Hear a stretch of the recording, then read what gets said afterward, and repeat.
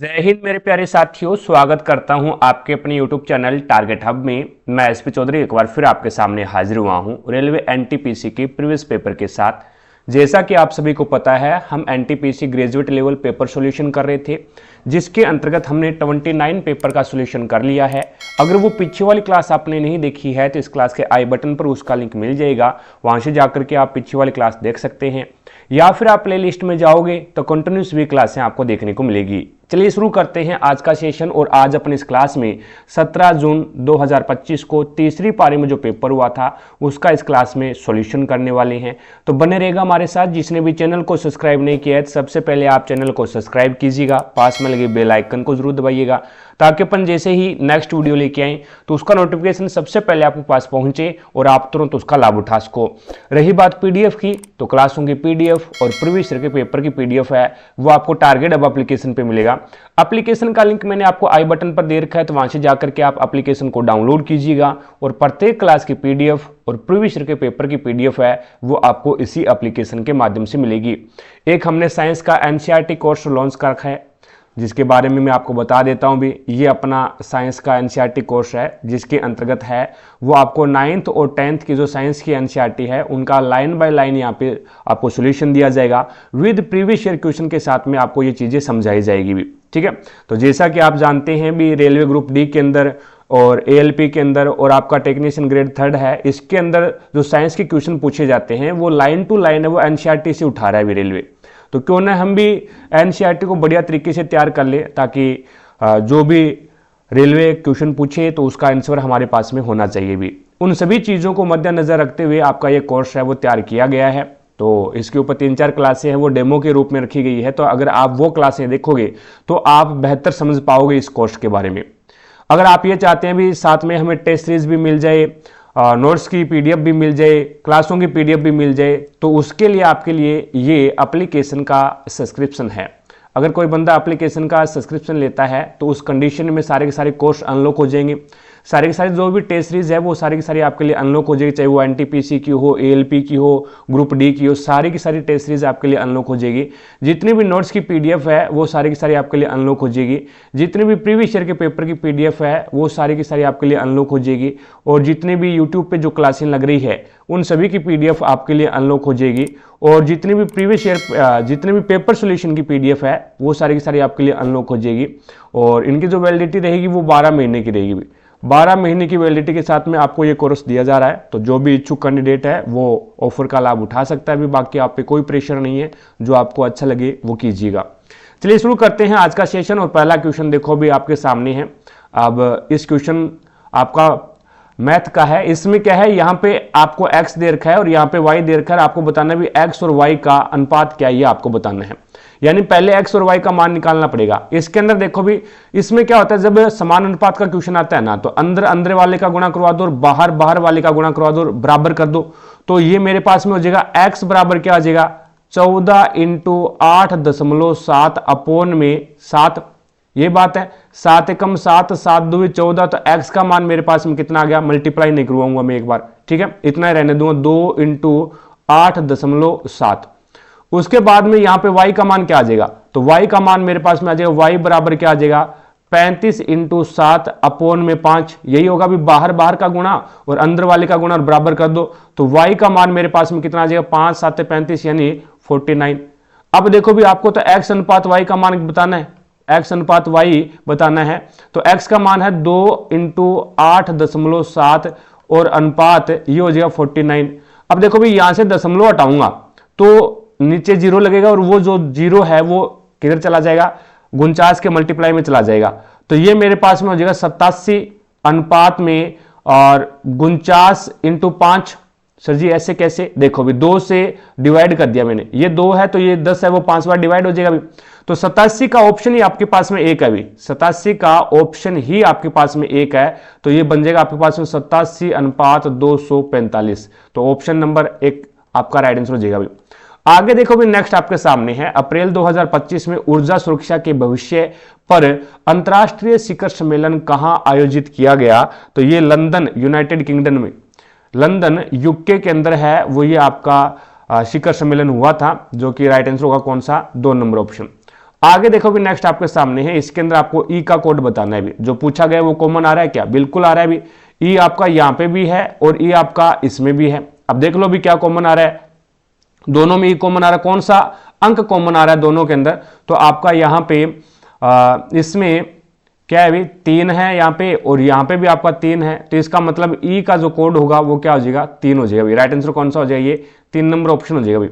आगे देखो भी नेक्स्ट है, इसमें बताना भी अक्टूबर 2024 में निम्नलिखित में से किसे भारतीय विमानपत्तन प्राधिकरण का अध्यक्ष नियुक्त किया गया था? तो आपका राइट आंसर हो जाएगा विपिन कुमार को। विपिन कुमार को 2 नंबर ऑप्शन है वो आपका बिल्कुल सही हो जाएगा भी। आगे देखो भी नेक्स्ट है, इसके अंदर आपको बताना भी 1905 से 1917 तक की अवधि को भारतीय राष्ट्रीय आंदोलन में चरमपंथी चरण के रूप में जाना जाता है। इस समय के दौरान निम्नलिखित में से कौन सा नेता चरमपंथी विचारधारा से संबंधित नहीं है? तो आपका राइट आंसर कौन सा हो जाएगा? गोपाल कृष्ण गोखले। गोपाल कृष्ण गोखले है, 4 नंबर ऑप्शन आपका बिल्कुल राइट आंसर हो जाएगा भी। इसमें चरमपंथी विचारधारा से संबंधित नहीं है गोपाल कृष्ण गोखले। बाकी विपिन चंद्र पॉल है, बाल गंगाधर तिलक है और लाला लाजपत राय है, लाल बाल पाल बोलते हैं इनको। तो ये आपके चरमपंथी विचारधारा से संबंधित थे भी। अगला क्वेश्चन देखो भी नेक्स्ट है, इसके अंदर है वो आपको बताना है भी निम्नलिखित में से किस परिदृश्य में MS वर्ड में keep with next paragraph formatting विकल्प का उपयोग सबसे प्रभावी रूप से आवश्यक होता है? तो वो आपका यह सुनिश्चित करता है कि शीर्षक और उसके तुरंत बाद वाला पैराग्राफ सदैव एक ही पेज पर दिखाई दे। तो यह सुनिश्चित करता है कौन? Keep with next. Paragraph formatting है कीप विद नेक्स्ट। तो यह सुनिश्चित करेगा ये फॉर्मेट कि शीर्षक और उसके तुरंत बाद वाला जो पैराग्राफ है ना, वो दोनों के दोनों एक ही पेज पर आपको दिखाई देंगे भी। तो राइट आंसर होगा आपका 4 नंबर ऑप्शन। आगे देखो भी, ये आपके पास में 7 कैंडिडेट है और सोमवार से लेकर के रविवार को समाप्त होने वाले एक सप्ताह के अंदर इसकी परीक्षा हो रही है। वीक की परीक्षा शुक्रवार को है भी, तो वीक की जो परीक्षा है वो फ्राइडे को है। तो ये लो भी फ्राइडे को है, ठीक है। उसके बाद में इसने बोला भी क्यू और एस के बीच में केवल 3 व्यक्ति हैं। तो क्यू और एस के बीच में 3 व्यक्ति। अब एस और क्यू आपस में चेंज हो सकते हैं क्योंकि एस ऊपर जा सकता है, क्यू नीचे आ सकता है भी। आगे देखो भी, आगे इसने बोला भी जिसमें से किसी की भी परीक्षा रविवार को नहीं है, जिसमें से किसी भी परीक्षा रविवार को नहीं है, यानी एस और क्यू और ये जो 3 कैंडिडेट है इनमें से किसी की भी परीक्षा है वो रविवार को नहीं है। अब यहां पे अगर मैं एस की परीक्षा है वो रख दूं कब? सैटरडे को रख दूं, यानी शनिवार को रख दूं। तो 1, 2 और 3 यहां पे क्यू आपका आ जाएगा कहां पे? तो क्यू है वो आपका ये हो जाएगा शुक्र, गुरुवार, बुधवार और ये आपका मंगलवार आ जाएगा भाई। ये आपका क्या है? मंगलवार यानी ट्यूसडे आ जाएगा। तो यहां पे ये आपके पास में ट्यूसडे आ गया। अब देखो भी, अगर मैं ये मान लूं भी इसके ऊपर वी के ऊपर ऐसा आ सकता है क्या? नहीं आ सकता, क्योंकि उसके बाद में फिर 3 कैंडिडेट बीच में नहीं आएंगे भी इसके, ठीक है ना। तो इसके अंदर आ क्यों नहीं सकता भी? आ सकता है, ऊपर भी तो आ सकता है एस। चलो आगे देखो, आगे की कंडीशन करते हैं इसको। पी की परीक्षा यू के ठीक बाद है। अभी पी की जो परीक्षा है ना वो यू के ठीक बाद में है। टी की परीक्षा एस से ठीक पहले है। तो यहां से टी की जो परीक्षा है वो एस से ठीक पहले भी, टी की जो परीक्षा है वो एस से ठीक पहले है।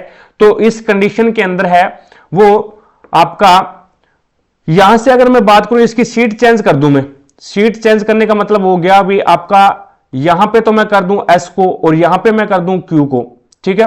और टी की जो परीक्षा है वो एस से पहले है, तो एस से पहले तो एस से पहले आपका यहां पे मंडे आ जाएगा भी। अब ये दोनों के दोनों लगातार आएंगे भी, यहां पे यू आएगा तो यू के बाद में आपका यहां पे पी आएगा भी, ठीक है। और उसके बाद में एक कैंडिडेट आपका और बच गया, कौन सा? आर, जो कि आपका आ जाएगा संडे को। तो इसने पूछा क्या है? इसने पूछा है भी यू से पहले कितने व्यक्तियों की परीक्षा है? तो यू से पहले 2 व्यक्तियों की परीक्षा है भी, यू से पहले 2 व्यक्तियों की परीक्षा है। राइट आंसर होगा कौन सा? 3 नंबर ऑप्शन। आगे देखो भी नेक्स्ट है, इसमें बताना है 2025 में प्रकाशित सुजेन कॉलिंस के उपन्यास का नाम क्या है भी? 2025 में प्रकाशित हुआ था, तो उसका राइट आंसर हो जाएगा sunrise on the ripping. Sunrise on the ripping यानी 3 नंबर ऑप्शन हो जाएगा भाई। आगे देखो भी नेक्स्ट आपके सामने है, इसके अंदर आपको बताना है भी रमेश अकेले किसी कार्य को 16 दिन में और सुरेश अकेले किसी कार्य को 10 दिन में पूरा कर सकता है। उन्होंने साथ मिलकर कार्य शुरू किया, लेकिन रमेश को कार्य पूरा होने से 4 दिन पहले ही कार्य छोड़ना पड़ा। अब देखो भी ये रमेश है और ये सुरेश है, दोनों, ये 16 दिन में कार्य करता है, ये 10 दिन में कार्य करता है। तो यहां पे इनका जो एलसीएम आ गया वो कितना आ गया, 80 आ गया। 16 5 80, 10 8 80। अब दोनों जब रमेश और सुरेश मिलकर के कार्य करते हैं तो एक दिन के अंदर कितना कार्य कर देंगे, तो एक दिन के अंदर 8 और 5 13, तो एक दिन के अंदर है वो 13 कार्य करेंगे दोनों मिलकर के। अब इन्होंने 4 दिन तक कार्य किया मिलकर के, 4 दिन के बाद में, यानी लेकिन इसने क्या बोला है, साथ मिलकर कार्य किया, लेकिन रमेश को कार्य पूरा होने से 4 दिन पहले कार्य छोड़ना पड़ा भी। ठीक है, कार्य पूरा होने से 4 दिन पहले कार्य छोड़ना पड़ा, तो इसका मतलब रमेश 4 दिन पहले कार्य छोड़ देता है, तो 4 दिन तक कार्य करेगा कौन, ये आपका सुरेश करेगा। तो कितना कार्य कर देगा भी, 32 कार्य कर देगा। अब शेष कार्य कौन करेगा, अब जो शेष कार्य है ना वो दोनों मिलकर के करेंगे। तो शेष कार्य है वो आपके पास में कितना हो गया, 80 माइनस में 32 बराबर में आपके पास में ये 8, और यहां से आपके पास में हो जाएगा 48, यहां से आपके पास में कितना हो जाएगा भाई, 48 हो जाएगा। अब ये जो 48 कार्य है, ये जो 48 कार्य है वो कौन करेगा, दोनों मिलकर के करेंगे। तो यहां पे 13 बराबर में 13 3 39 बचेगा कितना भी, 9/13। तो आपको बताना कार्य कितने दिन में, कार्य कितने दिनों में पूरा हुआ। तो कार्य है वो आपका शेष कार्य है 3 से ही 9/13 दिन, तो ये आपका यहां पे लगा, और 4 दिन है वो उसने अकेला कार्य किया था। तो टोटल आपके पास 7 सही 9/13 डेज है वो लगेंगे। राइट आंसर कौन सा हो जाएगा, ये आपका पहला ही ऑप्शन हो जाएगा। आगे देखो भी नेक्स्ट आपके सामने है, इसके अंदर आपको बताना है भी, यहां पे आपको बोला गया है भी यदि सबसे छोटी संख्या के पहले अंक को, सबसे छोटी संख्या देखो इसमें कौन सी है, तो सबसे छोटी संख्या है वो आपका 247 है, और इसका पहला अंक कौन है, 2 है। उसके बाद में सबसे बड़ी संख्या के पहले अंक से घटाया जाए, सबसे बड़ी संख्या कौन सी है इसमें, तो सबसे बड़ी संख्या 916, और इसका पहला अंक 9 है, इसमें से घटाया जाए तो 9 में से 2 जाएगा तो 7 बचेगा, पहला ही ऑप्शन हो जाएगा, पहला ही ऑप्शन है वो आपका सही हो जाएगा। आगे देखो भी नेक्स्ट आपके सामने है, इसके अंदर आपको बताना भी, यहां पे देखो सभी का जो थीटा का मान है वो समान है, यानी यहां पे भी ए है, यहां पे भी ए है, और यहां पे भी ए है, मान रख दो।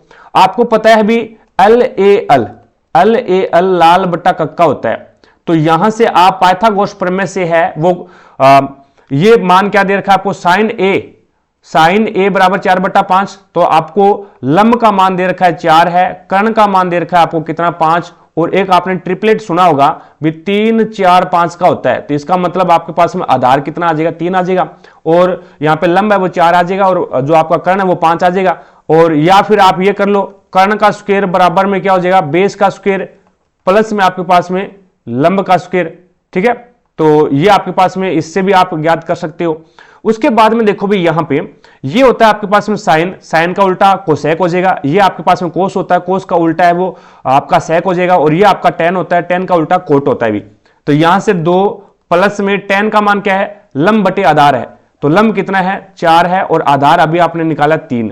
ठीक है, उसके बाद में 4 प्लस में कोस का मान क्या होता है, आधार बटा कर्ण, और आधार आपके पास में कितना 3 है, और कर्ण आपके पास में कितना है 5 है, तो इसमें से एलसीएम आ जाएगा आपके पास में 3, और ये हो जाएगा 10/3 भी। इसके नीचे 1 मानूंगा तो 3 एलसीएम आ जाएगा, 3 2 6 4 10, और मल्टीप्लाई यहां पे आपके पास में इसका एलसीएम आ जाएगा 5, और 20 और 3 23, तो 5 एकम 5 5 2 10 23 2 46, 46 बटे आपके पास में 3। राइट आंसर कौन सा हो जाएगा भाई, 46/3 पहला ही ऑप्शन हो जाएगा भाई। आगे देखो भी नेक्स्ट आपके सामने है, इसके अंदर आपको बताना है भी मार्च अप्रैल 2025 में आयोजित अभ्यास इंद्र के संबंध में निम्नलिखित में से कौन सा कथन सही है, ये आपको बताना भी। 3 कथन दे रखे हैं आपको, अब ये बताना भी कथन कौन सा सही है।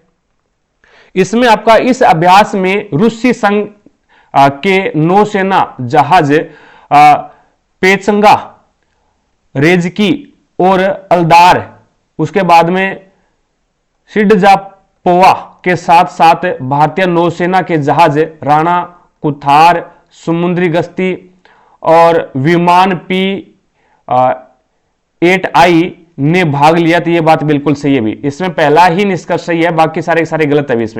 इसमें पहला ही निष्कर्ष सही है, तो केवल फर्स्ट सही हो जाएगा, इसमें बाकी सारे सही गलत है इसमें। अब इसमें देखो भी 5 संख्याओं का योग आपको दे दिया 655 है, 2 संख्याओं का औसत दे दिया, तो योग कितना हो जाएगा यहाँ पे, योग कितना हो जाएगा, तो 2 से मल्टीप्लाई करोगे तो ये आपके पास 154 आ जाएगा।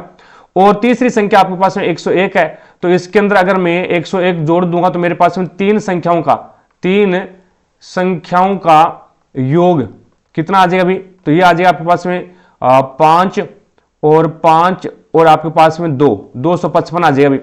अब ये 5 संख्या का योग है, ये 3 संख्या का योग है, शेष 2 संख्या का औसत आपको पूछा है, तो 655 में से मैं 255 बाहर निकाल दूं तो मेरे पास में बचेगा कितना भी, तो मेरे पास में 400 बचेगा भी। ये 400 है वो 2 संख्या का योग है, तो औसत कितना आ जाएगा, तो औसत कितना हो जाएगा, ये तो आपके पास में योग है, ठीक है, शेष योग, औसत कितना हो जाएगा, तो 400 कितने का, ये 2 का है, औसत निकालना है, तो आपके पास में कितना आ जाएगा 200। राइट आंसर कौन सा हो जाएगा, ये 3 नंबर ऑप्शन हो जाएगा। आगे देखो भी नेक्स्ट टाइम माध्यिका आपको याद करनी है इसमें, तो सबसे पहले आपको सीएफ निकालना पड़ेगा, संचयी बारंबारता, तो ये आपके पास में 18 हो जाएगा भी। और 18 के अंदर जो आगे की जो फ्रीक्वेंसी है, आगे की जो फ्रीक्वेंसी है वो फ्रीक्वेंसी आपको ऐड करनी पड़ेगी भी, जोड़नी पड़ेगी इसके अंदर। तो यहां से फ्रीक्वेंसी अगर आप जोड़ोगे तो आपके पास में फ्रीक्वेंसी कितनी आएगी भी, ये तो ये आ जाएगी 52, यानी 18 में 34 जोड़ोगे तो 52 में फिर 17 जोड़ोगे तो 69 हो जाएगा भी। 69 में 13 जोड़ दो आगे वाले 82 हो जाएगा, और 82 में 22 जोड़ोगे तो आपके पास में 104 हो जाएगा भी।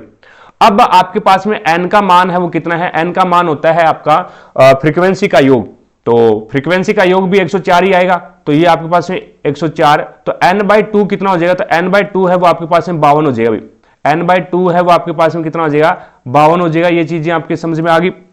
अब यहां से आपके पास में क्या है, संचयी बारंबारता। अब आपको क्या है, माध्यिका वर्ग निकालना पड़ेगा। माध्यिका वर्ग है वो जो आपका n/2 आया ना, n/2 से जस्ट बड़ी संचयी बारंबारता देखनी है आपको, तो 52 से जस्ट बड़ी, यानी n/2 आपके पास में 52 है और 52 से जस्ट बड़ी संचयी बारंबारता कौन सी है, 69 है, तो यही आपका माध्यिका वर्ग हो जाएगा भी।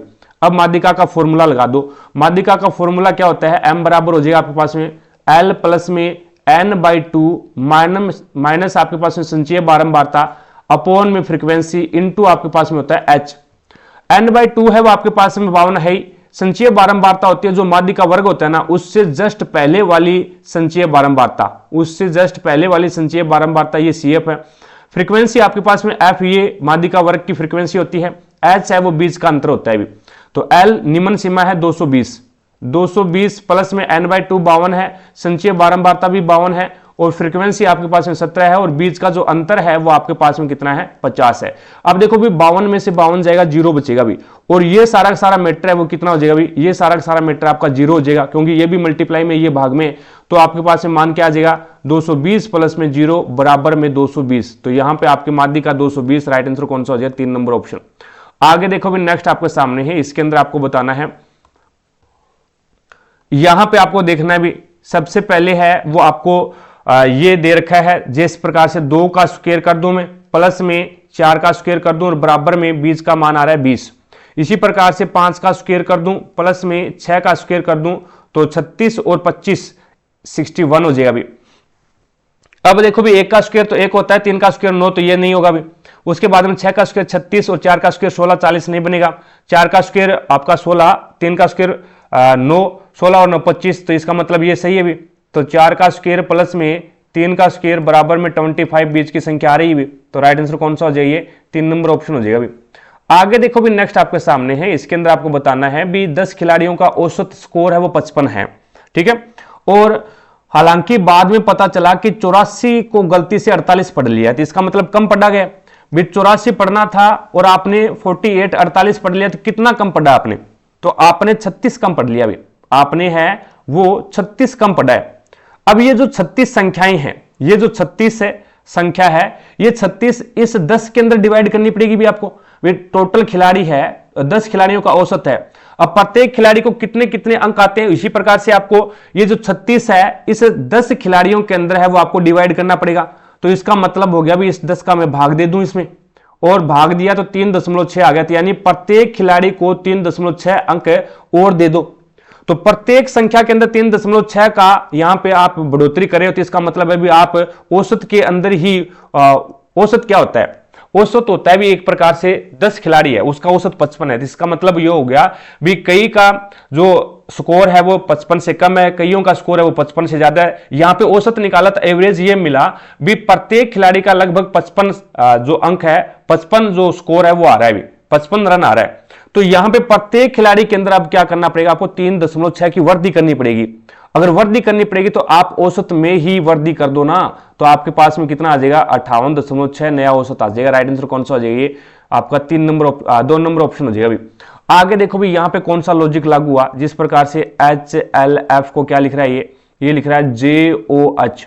यहां से देखें तो सबसे पहले +2, फिर इसमें 12 और 3 15, और फिर 2 और 6, 6 और 2 8, तो यहां पे +2 +3 +2, तो लास्ट में आपके पास में देखो भी Q आता है 17 पे 17 और 3 20 है, तो इसका मतलब ये नहीं होगा भी। L 12 पे आता है, 12 का 12 रख दिया तो ये भी नहीं होगा भी। और K 11 पे आता है, 11 और 2, 11 और 2 कितना होना चाहिए भी, तो 11 और 2 है वो आपके पास में 13 होना चाहिए, ये 20 लिखा T आ रहा है, ये नहीं होगा भी। और J होता है आपका 10 पे, 10 और 2 12, तो इसका मतलब फिर ऑप्शन ही आपके पास में एक बचा, 4 नंबर ऑप्शन हो जाएगा भी। आगे देखो भी नेक्स्ट आपके सामने है, इसके अंदर आपको बताना है भी R A की पत्नी है, तो R है वो पत्नी है भी, R है वो पत्नी है A की, और F है ना वो A का पुत्र है भी, तो F है वो पुत्र है A का। तो यहां पे ये इस प्रकार से लिख सकते हैं अपन, F पुत्र है, F पुत्र है A का, और उसके बाद में G है ना वो T की बहन है भी, G है वो T की बहन है, और T F का भाई है भी, T है वो भाई है, T है वो भाई है किसका भी, F का, T है वो F का भाई है। चीजें समझ में आ गई, T F का भाई है और F पुत्र है A का, और G है ना वो T की बहन है भी, और G है वो बहन है किसकी भी, T की। तो ये तीनों F T और G ये तीनों भाई बहन है भी। और यहां पे आपको बताना है T का R से क्या संबंध है, यानी R के T क्या लगता है, ये आपको बताना है भी, R के T क्या लगता है। तो ये आपका एक प्रकार से क्या हो जाएगा, देखो T भाई है F का, F पुत्र है A का, तो इसका मतलब इन तीनों के माता पिता R और A है। तो यहां पे आपके पास में R है वो पत्नी है A की, तो T की मां कौन हो जाएगी, T की मां हो जाएगी आपका R, T की मां R है, तो R के T क्या लगता है, तो पुत्र हो जाएगा भी, क्या लगेगा, पुत्र। राइट आंसर कौन सा हो जाएगा, ये 2 नंबर ऑप्शन हो जाएगा भी। आगे देखो भी नेक्स्ट है, निम्नलिखित में से MSME की कौन सी श्रेणी उद्यम पंजीकरण पोर्टल पर MSME पंजीकरण का प्रमुख हिस्सा बनाती है, तो वो आपका राइट आंसर कौन सा हो जाएगा, इसके अंदर सूक्ष्म हो जाएगा भी। सूक्ष्म यानी कौन सी श्रेणी है, तो सूक्ष्म श्रेणी है, जो कि 3 नंबर ऑप्शन हो जाएगा। आगे देखो भी नेक्स्ट है, इसके अंदर आपको बताना है भी यहां पे प्रश्नवाचक स्नेह के स्थान पे क्या आएगा, ई आता है 5 पे, 5 और 4 9, 9 और 4 13, 13 और 4 17, तो यहां पे आपके पास में Q 17 आ जाएगा भी, यानी क्या कर रहा है, पहले +4 कर रहा है भी। आगे देखो भी 12 में से 2 गया 10, 10 में से 2 गया 8, 8 में से 2 गया 6, 6 पे आपका F आ जाएगा, तो अगली कंडीशन में -2 कर रहा है भी। उसके बाद में X आता है आपका 24 पे, 24 में से 4 गया 20, 20 में से 4 गया 16, 16 में से 4 गया 12, 12 पे L आ जाएगा, तो यहां पे क्या कर रहा है, ये -4 कर रहा है, तो ये प्रोसेस हो रही है +4 -2 -2, तो यहां पे QFL, तो राइट आंसर कौन सा हो जाएगा, ये आपका पहला ही ऑप्शन हो जाएगा। आगे देखो भी दशमलव से दशमलव काट दो, क्योंकि ऊपर भी क्या है 6 के बाद में दशमलव और नीचे भी क्या है 6 के बाद में दशमलव है, तो आपके पास में मान आ जाएगा ये 38,025, और यहां पे आ जाएगा आपके पास में 42,25। चीजें समझ में आ गई, दोनों के ऊपर क्या है, रूट है। अब 38,25 है ना, ये जो आपका 38,025 है, ये किसका स्क्वायर होता है, 38,025 है, ये किसका स्क्वायर होता है, तो यहां पे आपके पास में मान हो जाएगा ये 195 का स्क्वायर होता है, तो ये लो भी 195, और 42,25 है, ये आपका 65 यानी 65 का स्क्वायर होता है, तो इसको काटोगे तो आपके पास में मान कितना आ जाएगा, 3 आ जाएगा, 3 5 15, 3 6 18 और 19, 3 आ जाएगा, राइट आंसर का पहला ही ऑप्शन।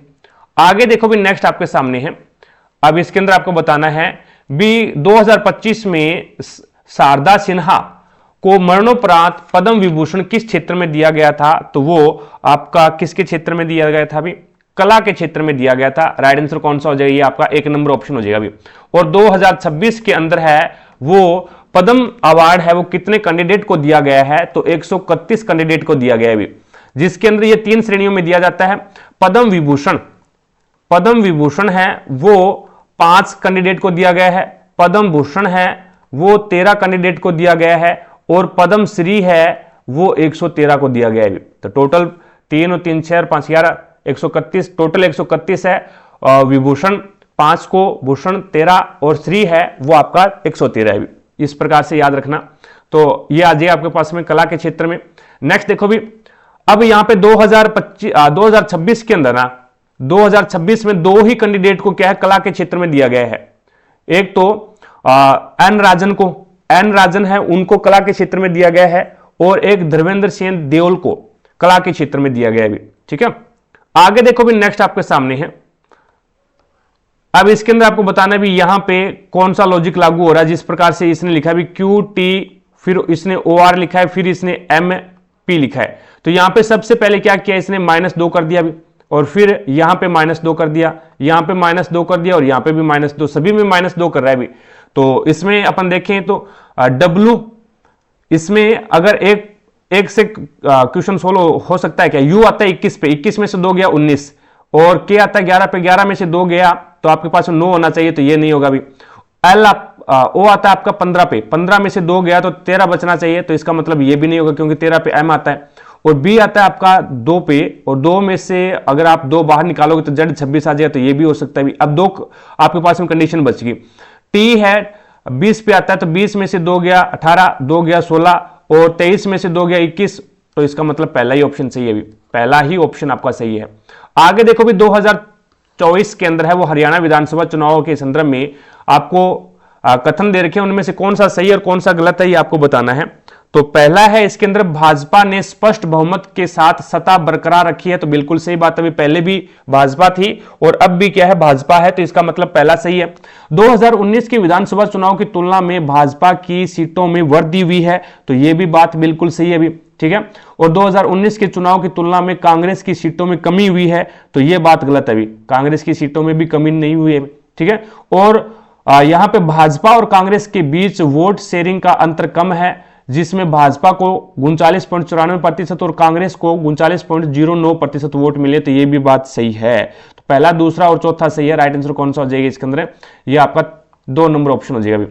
आगे देखो भी, नेक्स्ट है, इसके अंदर आपको बताना है भी कुछ मुर्गी कबूतर है, M से मुर्गी बना दो भी। कुछ जो आपकी मुर्गी है वो K से कबूतर वाले डायग्राम को कट करेगी भी, ये लो, और सभी कबूतर वो कौवे हैं, तो सारे के सारे जो कबूतर है वो क्या है भी, कौवे हैं, तो ये आपके पास से कौवे हो जाएगा भी।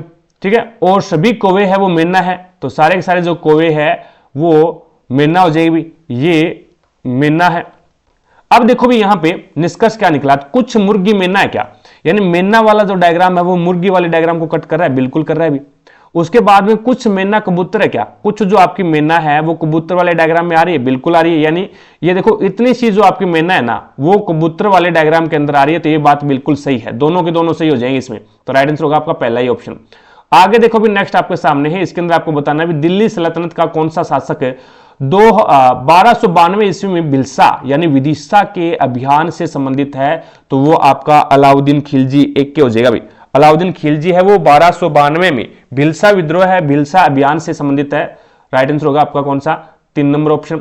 आगे देखो भी, रजत अपनी कक्षा में शीर्ष 16वें स्थान पर है और नीचे से 55वें स्थान पर है, तो कक्षा में कुल कितने विद्यार्थी हैं ये आपको बताना है।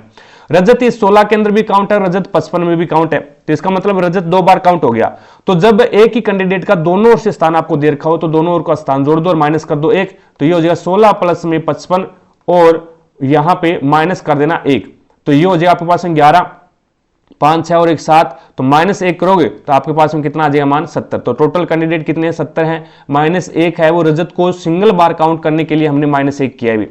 आगे देखो भी, नेक्स्ट है, इसके अंदर आपको बताना है भी 26%, 29% और 2% की 3 क्रमिक छूटों के बराबर एकल छूट है, तो दशमलव के 2 स्थान तक आपको ये मान ज्ञात करना है भी।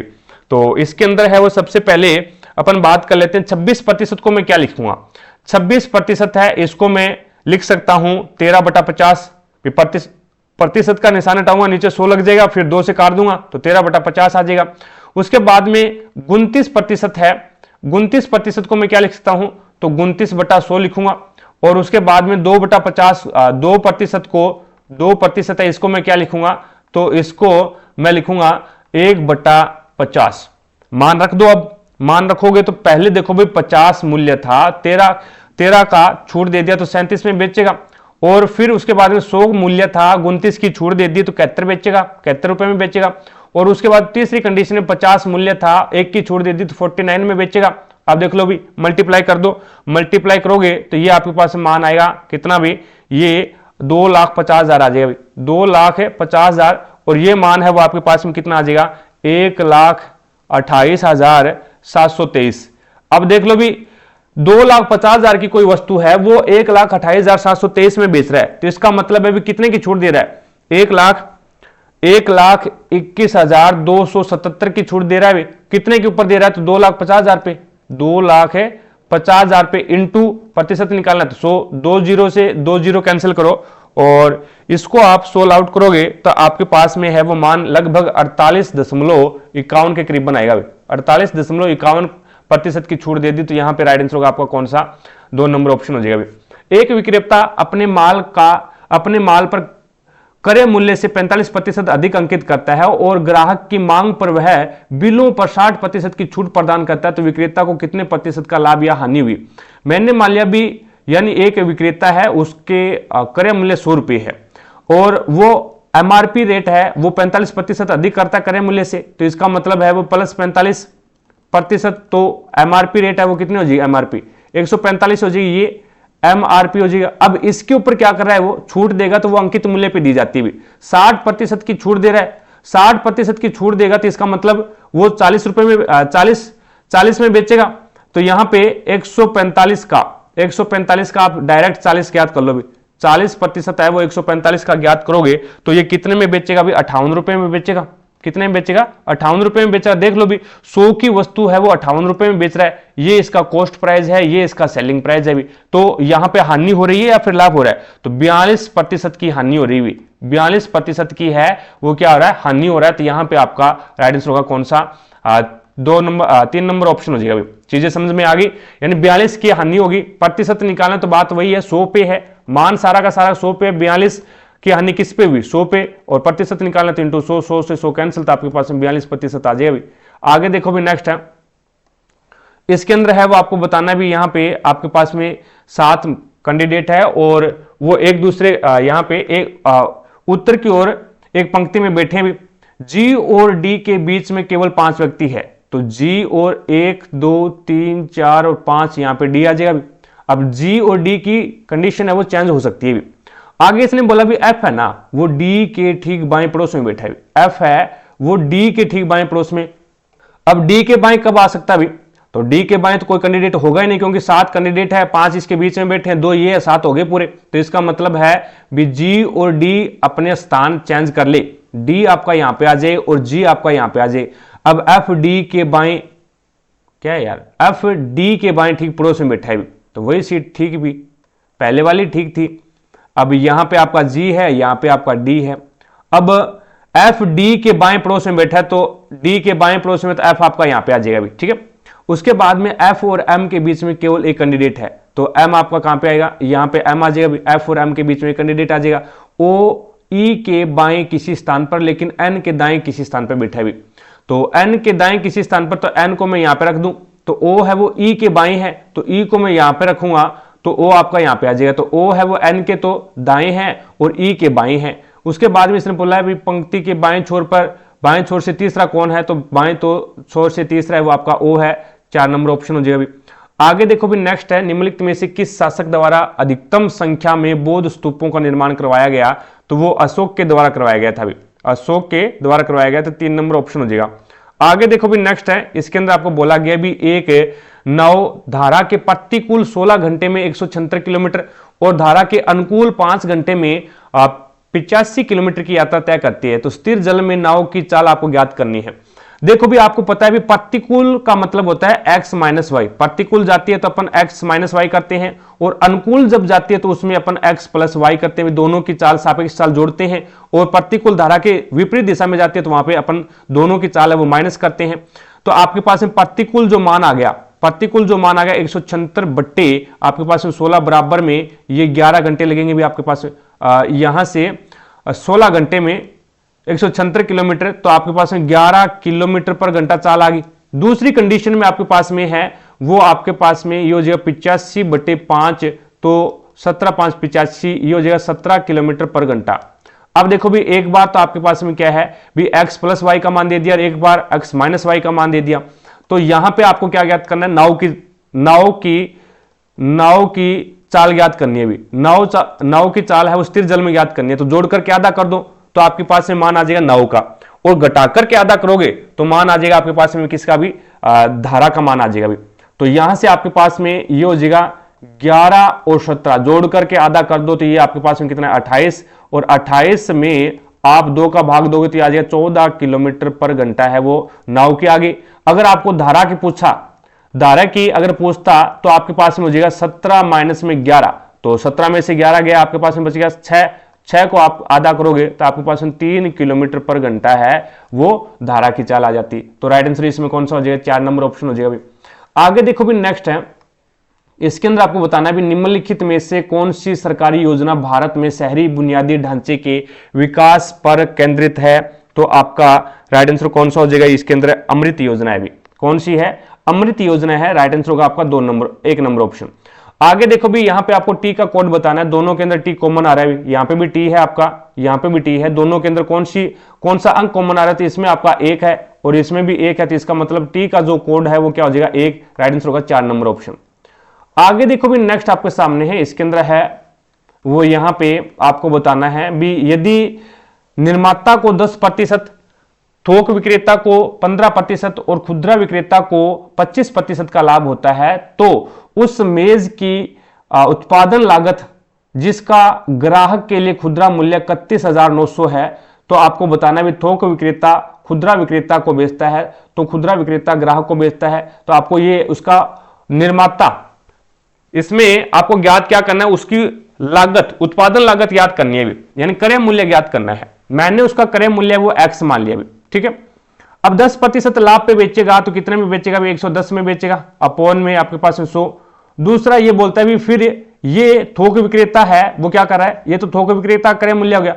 अब थोक विक्रेता 15% को खुदरा विक्रेता को बेचता है, तो ये आपके पास में 15% लाभ पे बेचता है, तो 115/100 इंटू खुदरा विक्रेता है वो 25% लाभ पे किसको, ग्राहक को बेचता है, तो 125/100 बराबर में उसका जो मान है वो कितना है 31,900 है। अब यहां से x का मान ज्ञात करना है, तो x बराबर कितना हो जाएगा, तो 31,900 इंटू जो भाग में है वो गुना में चला जाएगा, जो गुना में है वो भाग में आ जाएगा। ये लो, अब यहां पे आपके पास मान आ जाएगा 110 इंटू 115 इंटू 125। अब इसके अंदर है वो जो कट रहा है उसको काट दो भी, 0 से 0 आपका कैंसिल हो जाएगा, 0 से 0 आपका कैंसिल हो जाएगा। और यहां से आपके पास में ये 11 से कट रहा है क्या, 11 एकम 11 और 11 दुए 22 बच गया 9, 11 9 99, तो 290 आ जाएगा, ठीक है। 11 से कट गया।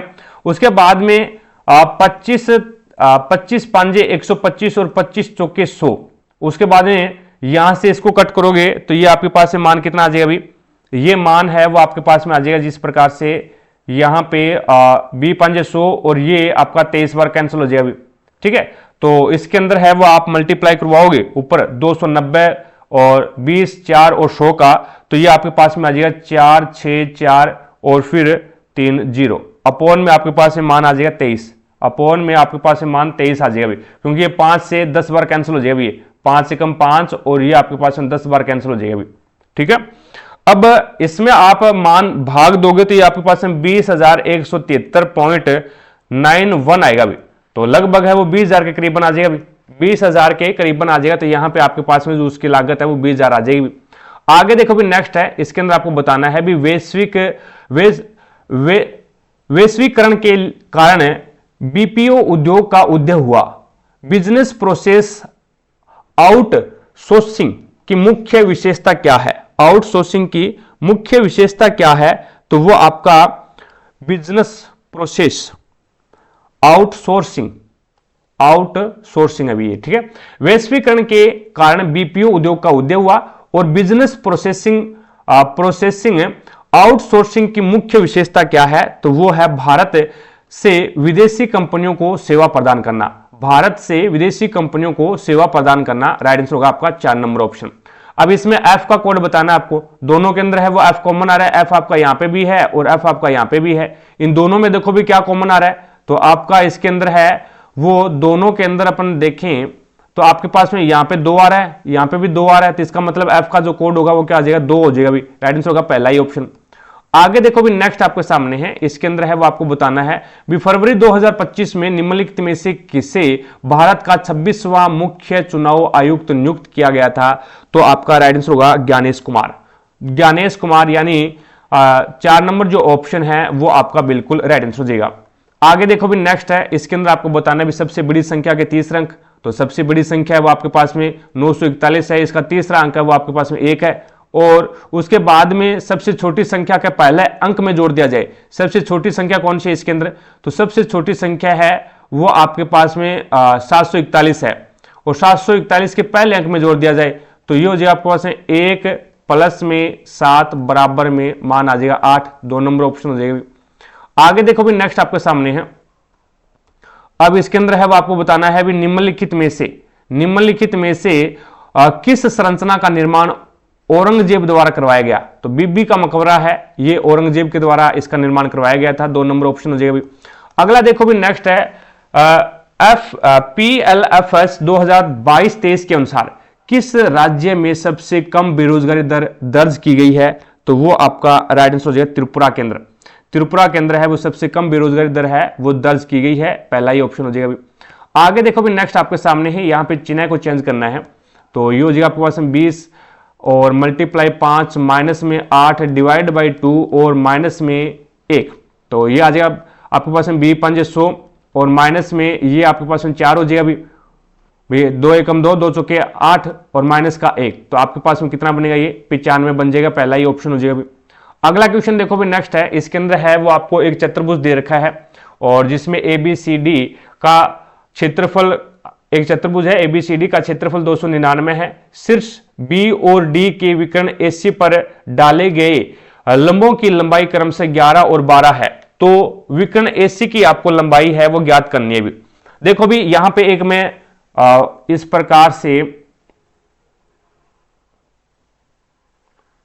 ये आपका ABCD एक क्या है, चतुर्भुज है, ये A B C और D, उसके बाद में AC पर डाले गए विकर्ण AC, ये आपका विकर्ण AC है और इसके ऊपर डाले गए जो लंब है, इसके ऊपर जो डाले गए शीर्ष B और D से डाले गए जो लंब है, इस प्रकार से जो लंब डालेंगे वो 90 डिग्री का एंगल बनाएंगे। इस प्रकार से डाले गए लंबों की जो लंबाई है वो ये 11 है और ये आपके पास में 16 है। भी ठीक है, ये 11 है और ये 16 है, आपको बताना 11 और 12, ये 11 है और ये आपके पास में 12 है। भी ठीक है, अब AC विकर्ण AC की लंबाई है वो आपको ज्ञात करनी है, तो यहां पे आपके पास में क्षेत्रफल दे रखा है, तो फॉर्मूला क्या होता है 1/2 इंटू विकर्ण, 1/2 इंटू विकर्ण इंटू आपके पास में विकर्णों पर डाले गए लंबों का योग, ये होता है विकर्णों पर डाले गए लंबों का योग। तो यहां पे आपके पास में बराबर कितना दे रखा है, क्षेत्रफल 299 दे रखा है। भी तो 1/2 विकर्ण कौन सा है आपके पास में AC है और विकर्ण पर डाले गए लंबों का योग कितना है, तो 11 प्लस में 12, 11 प्लस में 12 बराबर में आपके पास में क्या है 299, या फिर आपके पास में ये हो जाएगा, ये 2 है वो यहां पे भाग में है, इधर जाएगा तो मल्टीप्लाई हो जाएगा, तो ये बन जाएगा आपके पास में AC बराबर में ये कितना बनेगा। भी ये आपके पास में 23 बनेगा। भी ये आपका 23 बन जाएगा, तो AC बराबर कितना हो जाएगा 299 इंटू 2/23, तो 23 से काट दो, 23 से कम 23, 23 से कम 23 और 23 × 69, 13 बार कट जाएगा, 13 2 26, तो यहां पे आपके पास है मान क्या आ जाएगा, तो मान आपके पास में 13 2 26, तो विकर्ण AC 26 आ जाएगा, ये पहला ही ऑप्शन हो जाएगा। भी आगे देखो भी नेक्स्ट आपके सामने है, इसके अंदर है वो आपको बताना है भी जिस प्रकार से इसने लिखा है BHL 17 है और इसको क्या लिख रहा है, ये इसको लिख रहा है KM-4 लिख रहा है। भी +3 कर दिया, 8 और 3 11 और फिर +1 कर दिया, और यहां पे क्या कर रहा है, यहां पे ये माइनस कितना कर रहा है। भी तो -21 तो नहीं करेगा, 17 और 4 21 होते हैं, तो -21 कर दिया। भी ठीक है, तो डायरेक्ट यहां पे लागू कर दें, तो पहले +3 करेगा, तो +3 करेगा तो ये हो जाए 21 और 3 24 पे आपका x आ जाएगा, फिर +1 करेगा, तो 18 और 19 ऐसा आ जाएगा, और फिर -4 करेगा, तो 21 में से 4 माइनस करोगे आप तो 17 बचेगा आपके पास में। कितना बचेगा अभी? 17 बचेगा। तो यहां पे आपके पास में मान कौन सा हो जाएगा? ये पहला ही ऑप्शन हो जाएगा अभी, पहला ही ऑप्शन है वो आपका बिल्कुल राइट आंसर हो जाएगा अभी।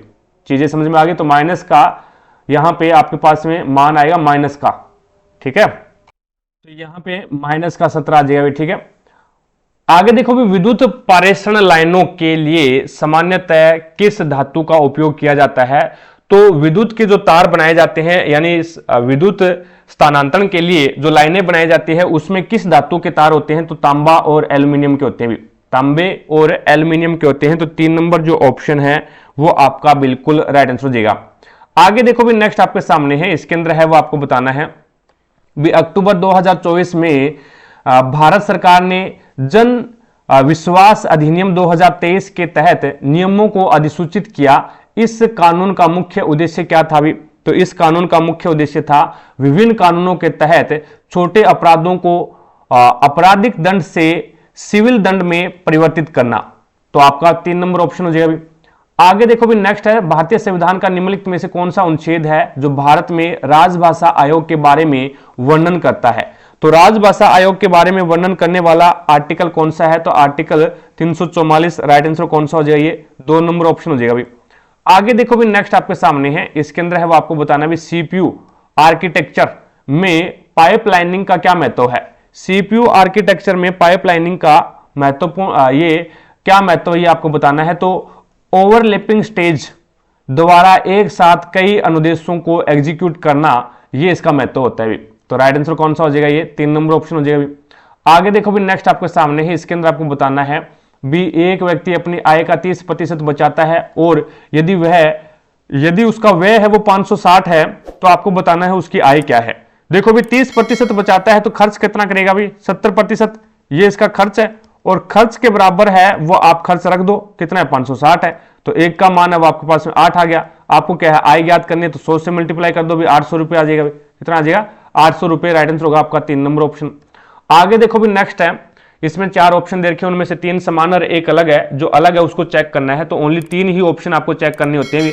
पहले का रिलेशन पहले के साथ में होगा, तो यहां पे बी आता है 2 पे 2 और 3 5, 3 प्लस कर दिया भी, और उसके बाद में 11 के अंदर कितना प्लस करूंगी? 25 हो जाए, तो 25 में से 1 जाएगा तो आपके पास में 4 बचेगा, और 1 14 प्लस कर दिया भी यहाँ पे।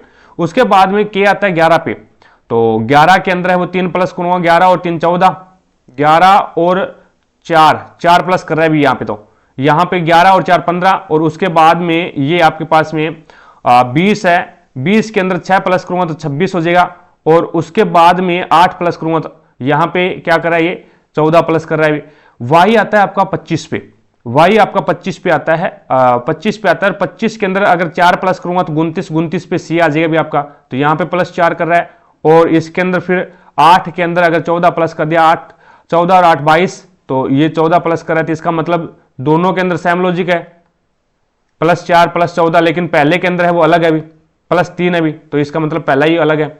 आगे देखो भी, नेक्स्ट आपके सामने है, इसके अंदर आपको बताना है भी, ऐसी कितनी संख्याएं हैं जिनमें से प्रत्येक के ठीक पहले एक संख्या है और ठीक बाद में एक प्रतीक है?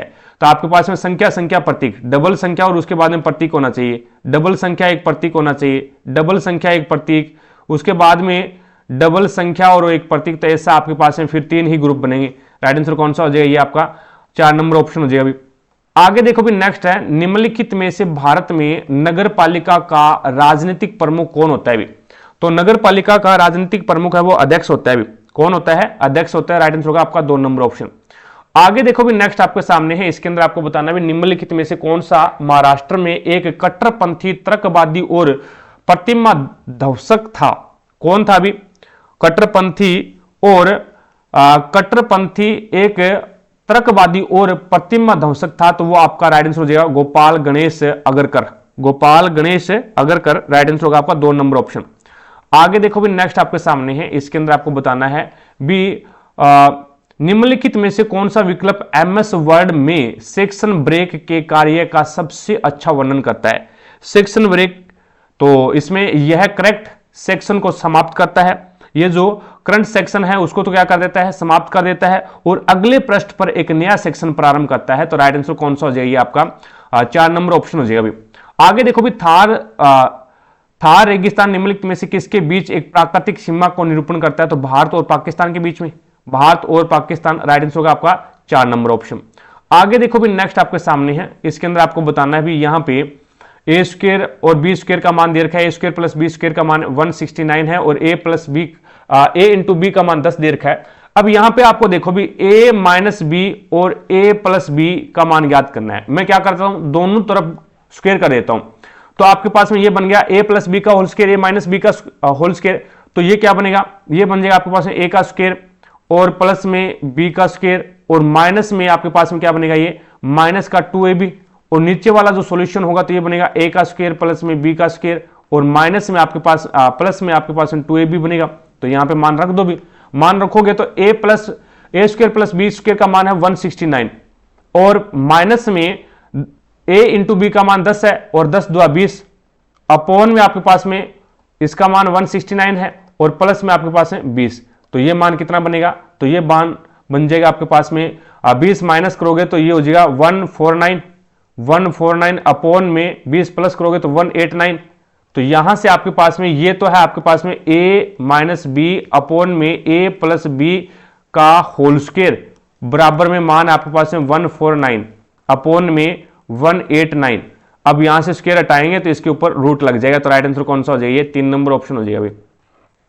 आगे देखो भी नेक्स्ट आपके सामने है, इसके अंदर आपको बताना है भी 7x की स्क्वायर माइनस 4x प्लस के बराबर 0 के लिए k का मान इस प्रकार निर्धारित करें कि समीकरण के मूल है वो समान है। आपको पता है समीकरण के मूल समान होंगे तो बी स्क्वायर माइनस में 4ac बराबर 0 होगा मान। तो यहां पे आपके पास में b का मान क्या है, माइनस का 4 है और बी स्क्वायर है तो इसका मतलब वो 16 बन जाएगा और माइनस में आपके पास में क्या है 4 और a का मान क्या है, a का मान आपके पास में 7 है और यहां पे k का मान कितना है आपके पास में, तो c का मान क्या है आपके पास में k है तो ये मल्टीप्लाई k बराबर में क्या है 0।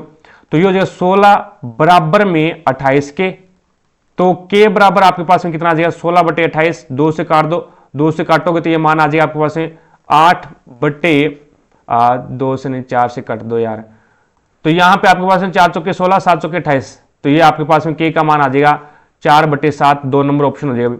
आगे देखो भी नेक्स्ट आपके सामने है, इसमें आपको बताना है भी एक त्रिभुज है ABC की भुजाएं AB और AC को क्रमशः बिंदु D और E तक बढ़ाया जाए और उसके बाद में कोण CBD और कोण BCE के समद्विभाजक बिंदु P पर मिलते हैं। तो यदि कोण A बराबर 84 है तो कोण P का मान है वो आपको ज्ञात करना है। इसके अंदर देखो भी क्या डायग्राम बनेगा, यहां पे अपन बात करते हैं सबसे पहले इसके अंदर भी एक त्रिभुज बनाता हूं मैं। तो ये आपका एक त्रिभुज है, ठीक है, इसका मान है A B और C, ये इसका नाम है। अब यहां पे इसने बोला है भी AB और AC को आगे बढ़ा दिया जाए, AB और AC को इस प्रकार से आगे मैंने इस प्रकार से आगे बढ़ा दिया भी, ठीक है, ये D पर है और ये आपका E पर है।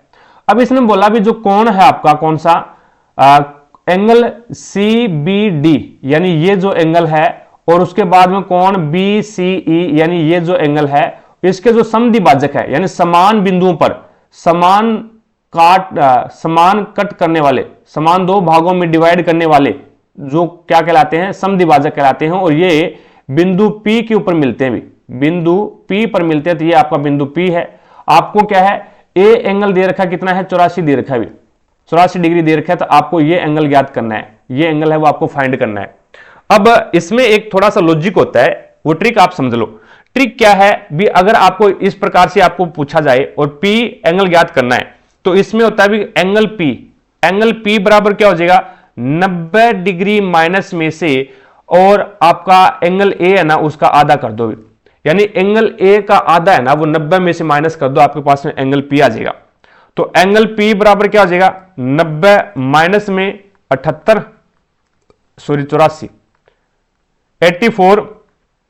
बटे 2। तो ये फिर आपके पास में क्या आ जाएगा 90 माइनस में 84 में से ये 4 और ये 2, तो आपके पास में यहां पे 90 का जो मान आएगा कोण ए का जो मान आपके पास में कोण पी का जो मान आएगा वो आपके पास में आ जाएगा 48, कितना आएगा भाई 48 डिग्री। राइट आंसर होगा आपका 3 नंबर ऑप्शन। आगे देखो भी नेक्स्ट है, इसमें आपको सरलीकरण करना। तो सबसे पहले मैं यहां पे छोटा ब्रैकेट सोल्व आउट करता हूं।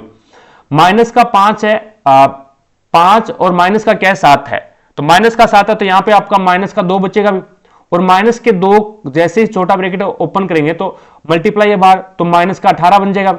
ये क्या बन जाएगा माइनस का 18, तो ये बन जाएगा आपके पास 81 डिवाइड बाई मजला ब्रैकेट 21 और माइनस का आपके पास में क्या बनेगा 9 दुए 18, क्या बनेगा भाई 9 दुए 18 बनेगा। अब देखो भी ये 81 डिवाइड बाई कितना बन गया, अब आपके पास में 3, तो यहां से 3 से इसको मल्टीप्लाई करो 27 81 होता है, तो मान आ जाएगा आपके पास में 27, 3 नंबर ऑप्शन। आगे देखो भी नेक्स्ट आपके सामने है, इसके अंदर आपको बताना है भी अंग्रेजी वर्णमाला के अंदर है वो आपको 4 ऑप्शन दे रखे हैं, उनमें से 3 समान और एक अलग है, जो अलग है ना उसको चेक करना है। तो ओनली फॉर 3 ही ऑप्शन चेक करना है भी आपको। ओ आता है 15 पे, आर आता है 18 पे और एम आता है 13 पे, के आता है 11 पे, एन आता है 14 पे, आई आता है 9 पे, उसके बाद में आपके पास में क्यू आता है 17 पे, टी आता है 20 पे और पी आता है 16 पे। यहां से देखें तो आपके पास में क्या प्लस कर रहा है क्या माइनस कर रहा है वो देख लेते हैं। तो पहले +3 किया, उसके बाद में -5 कर दिया, उसके बाद में +3 11 और 3 14, और फिर 14 में से 5 गया तो 9, और इसी प्रकार से 17 + 3 20 और फिर -4 किया तो 16। तो इसका मतलब इन दोनों के अंदर तो सेम लॉजिक है, इन दोनों के अंदर सेम लॉजिक है, लेकिन अलग कौन सा है 3 नंबर है, तो 3 नंबर आपका राइट आंसर हो जाएगा भी। आगे देखो भी नेक्स्ट आपके सामने है, इसके अंदर आपको बोला गया है भी 22 से विभाजित होने वाली संख्या कौन सी है, ये आपको बताना है। 22 को मैं क्या लिख सकता हूं, तो 22 को मैं 11 × 2 लिख सकता हूं भी 22 को। अब देखो भी 2 से डिवाइड होगी कोई संख्या तो उसका मतलब है इकाई अंक सम होना चाहिए, तो इसका मतलब ये भी इकाई अंक सम नहीं है, ये भी नहीं है, तो इसका मतलब ये तो 2 से डिवाइड कट हो गए। अब 11 से डिवाइड होने का मतलब क्या है, 11 से डिवाइड होने का मतलब है मैं पहला ऑप्शन उठाता हूं। पहला ऑप्शन आपके पास में जिस प्रकार से यहां पे 7 8 7 9 8 और 6। अब देखो भी ये जो अंक आपने पकड़ा है, ये अंक आगे वाला अंक को छोड़ दो और उसके बाद में एक अंक को छोड़ने के बाद में आगे वाले अंक का योग आप यहां पे देख लो कितना आ रहा है, आपके पास में 15 आ रहा है। इसी प्रकार से जो आपके पास में बाकी बच गए उसका योग आप एक तरफ ले लो, उसका योग है वो आप एक तरफ ले लो। अब दोनों के योग का अंतर या तो 0 आना चाहिए या फिर 11 का मल्टीप्लाई आना चाहिए भी, ठीक है। यानी सम स्थान पे जो आने वाले अंक है उसका योग और विषम स्थान के ऊपर आने वाले अंकों का योग का अंतर अगर 0 या फिर 11 का मल्टीप्लाई है तो वो संख्या 11 से डिवाइड हो जाएगी। अब देखो भी दोनों का योग कितना आ रहा है 15 15, दोनों का योग का जो अंतर है वो 0 है, योग का जो अंतर है वो 0 है, तो इसका मतलब ये संख्या है वो 11 से डिवाइड है और ये संख्या 2 से भी डिवाइड है, तो इसका मतलब 1 नंबर ऑप्शन हो जाएगा आपका। आगे देखो भी नेक्स्ट आपके सामने है, इसके अंदर है वो आपको चिन्ह को चेंज करना है।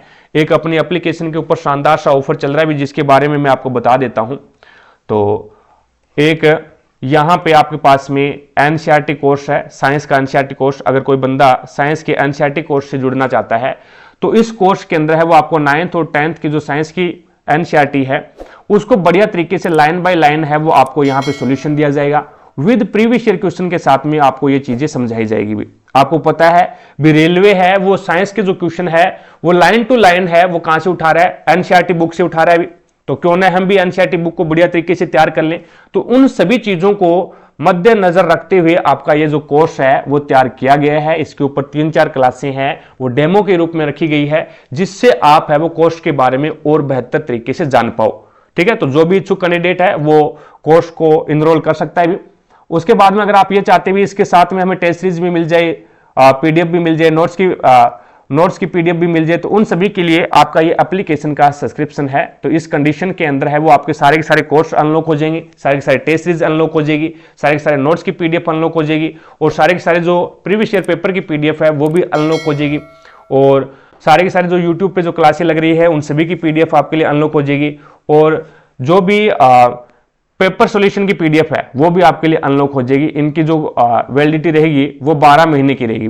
12 महीने की वैलिडिटी के साथ में आपको ये जो कोर्स है वो दिया जा रहा है 12 महीने के लिए, ठीक है। तो जो भी इच्छुक कैंडिडेट है वो ऑफर का लाभ उठा सकता है, बाकी आप पे कोई प्रेशर नहीं है, जो आपको अच्छा लगे वो कीजिएगा। अब चलो भी क्वेश्चन के ऊपर, ये क्वेश्चन आपके पास में चिन्ह को चेंज कर दो जिस प्रकार से 187 और मल्टीप्लाई 3 माइनस में 168 डिवाइड बाई 2 और प्लस में 174। यहां से करेंगे तो 7 या 21 2 और 54 और 2 कितने हो जाएंगे 56। तो यहां पे 561 माइनस में ये हो जाएगा आपके पास में कितना 84, 2 से डिवाइड करूंगा तो 84 बार और प्लस में आपके पास में 174। तो ये बन जाएगा आपके पास में 5 और उसके बाद में 13 और ये 735 माइनस में 84 कर दो भी आप, तो आपके पास में ये क्या नाम 1 5 और ये हो जाएगा आपके पास में 651। राइट आंसर कौन सा हो जाएगा आपका 4 नंबर ऑप्शन हो जाएगा। आगे देखो भी नेक्स्ट आपके सामने है, इसके अंदर आपको बोला गया है बी पी की वर्तमान आयु का 4 गुना क्यू की वर्तमान आयु से 35 वर्ष अधिक है। उसके बाद में आपको बोला गया है बी 8 वर्ष के बाद में क्यू की आयु का 2 गुना और पी की आयु के 6 गुने से 40 वर्ष कम है। देखो भी मैं पी की वर्तमान आयु पी मान लेता हूं और क्यू की वर्तमान आयु क्यू मान लेता हूं। तो पी की वर्तमान आयु का 4 गुना तो ये आपके पास में 4p प्लस में क्यू की वर्तमान आयु से 35 अधिक है, तो इसका अंतर दे रखा है भी आपको। तो ये माइनस का क्यू बराबर में आपके पास में क्या है 35, समीकरण 1 बन गई। अब ये बोल रहा है भी 8 वर्ष के बाद, तो 8 वर्ष के बाद में p प्लस में 8 हो जाएगा भी और यहां पे q प्लस में भी 8 हो जाएगा। I am right. 8 वर्ष के बाद में q की आयु का 2 गुना, q की आयु है उसका 2 गुना, तो ये लो भी 2 गुना और p की आयु के 6 गुने से, p की जो आयु है उसके 6 गुने से क्या है 40 कम है भी, तो 40 कम है तो बराबर में 40 रख दो। तो ये आ जाए आपके पास 6p प्लस में 48, 6 8 48 माइनस का 2q और माइनस का आपके पास में 2 मल्टीप्लाई होगा तो 8 2 16 बराबर में आपके पास में 40 आ जाएगा। यहां से देखेंगे तो आपके पास में क्या बनेगा 6p माइनस में 2q और बराबर में आपके पास में देखो भी 48 में से 16 जाएगा, 48 है इसके अंदर से अगर आप 16 निकालोगे तो आपके पास में बचेगा 32 और 32 क्या है यहाँ पे प्लस के हैं क्योंकि 48 प्लस का 16 माइनस का है, तो 32 और 32 बराबर से दूसरी साइड में जाएगा तो माइनस का हो जाएगा, 40 में से 32 जाएगा तो आपके पास में बचेगा 8। अब समीकरण नंबर दूसरी आपके पास में ये बन गई। अब इसमें से एक चीज बराबर कर लो, या तो आप q बराबर कर लो या फिर आप p बराबर कर लो। मैं q बराबर कर रहा हूं तो इसको 2 से मल्टीप्लाई कर दूं तो ये मेरे पास में आ जाएगा 4p माइनस में 2q और बराबर में आपके पास में 70। अब इसमें से ये आपके पास में कितना बनेगा 6p माइनस में 2q और बराबर में 8। अब आप क्या कर रहे हो, घटा रहे हो या फिर जोड़ रहे हो? जोड़ोगे तो यहां पे निशान चेंज नहीं होंगे, अगर घटाओगे तो निशान चेंज हो जाएगा भी, तो घटाना पड़ेगा आपको। तो ये माइनस का है, ये माइनस है तो ये प्लस हो जाएगा भी और ये आपका माइनस, तो ये कैंसिल हो गया। बच गया कितना आपके पास में 2p बराबर में आपके पास में कितना बन गया, तो ये आपके पास में 70 है, 70 में से 8 जाएगा तो 62 बचेगा भी। तो यहां पे p बराबर आपके पास में कितना बन गया 31 बन गया भी। p का जो मान आ गया आपके पास में कितना आ गया 31 आ गया। I am right.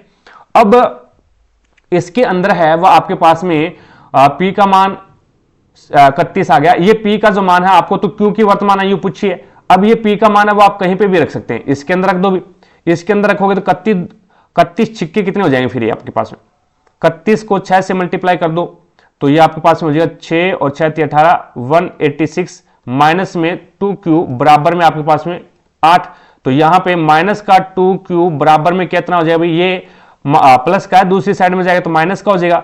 तो ये आपके पास में 4 और यहां से आपके पास में क्या होगा भाई, इधर जाएगा तो 16 में से 8 जाएगा तो आपके पास में बचेगा 8।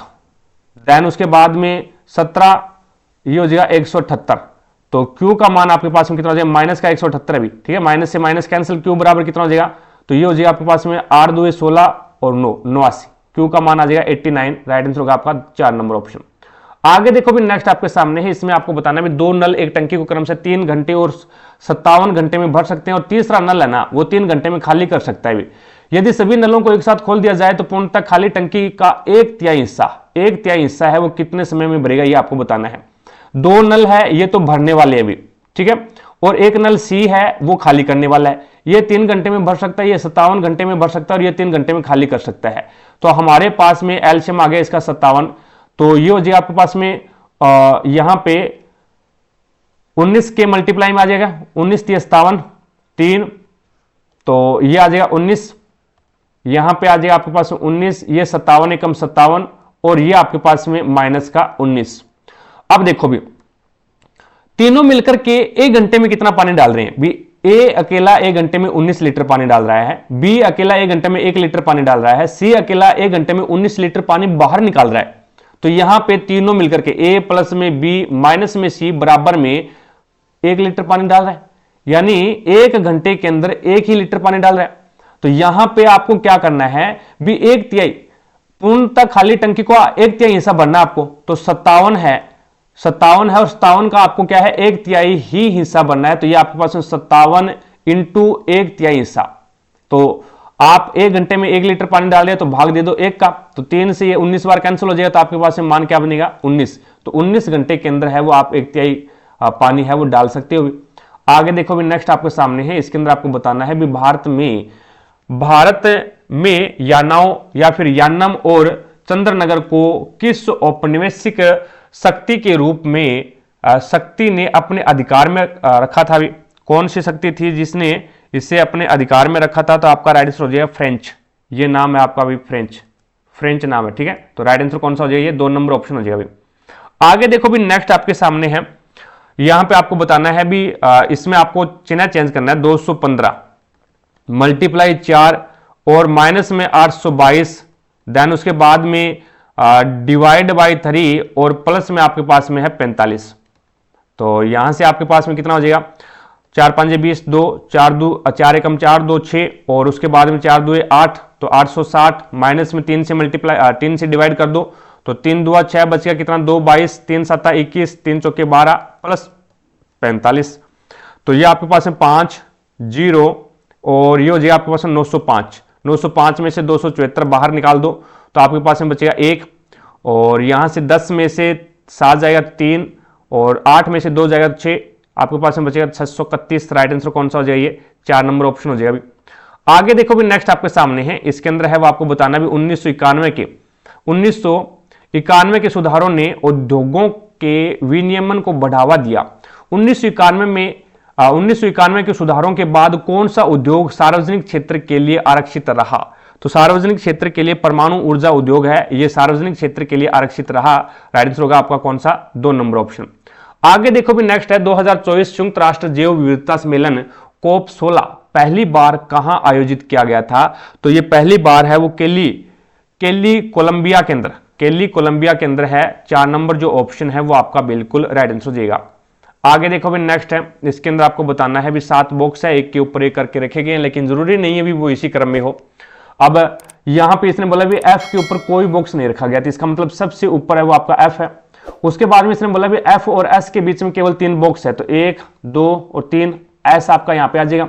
आगे इसने बोला भी D और E के बीच में केवल 1 बॉक्स है, तो D और E के बीच में केवल 1 बॉक्स है।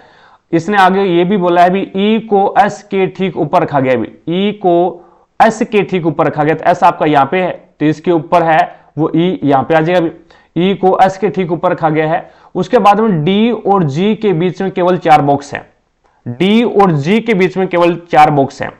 अब टोटल 7 बॉक्स है, तो 1 2 3 4 5 6 और आपका ये 7 आ जाएगा। भी अब देखो भी D को मैं यहां पर रख दूं, D और E के बीच में 1 बॉक्स होना चाहिए, तो 1 बॉक्स है, और आगे D और G के बीच में 4 बॉक्स है, तो 1 2 3 और 4। G आपका कहां पे आएगा? यहां पे आपका G आएगा। भी अब बच गया एक T आपका है और एक सीट ये खाली है।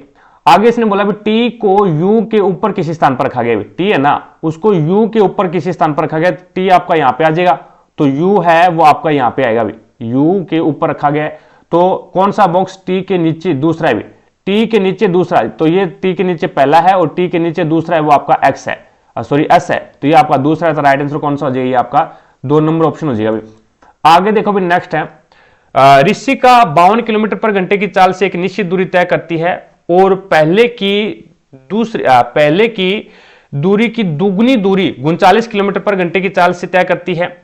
फिर वह उसी मार्ग से प्रारंभिक बिंदु पर वापस आती है। यदि पूरी यात्रा के लिए उसकी औसत चाल है वो 56 किलोमीटर पर घंटा है, तो वापसी यात्रा के लिए उसकी चाल कितनी होगी ये आपको बताना है।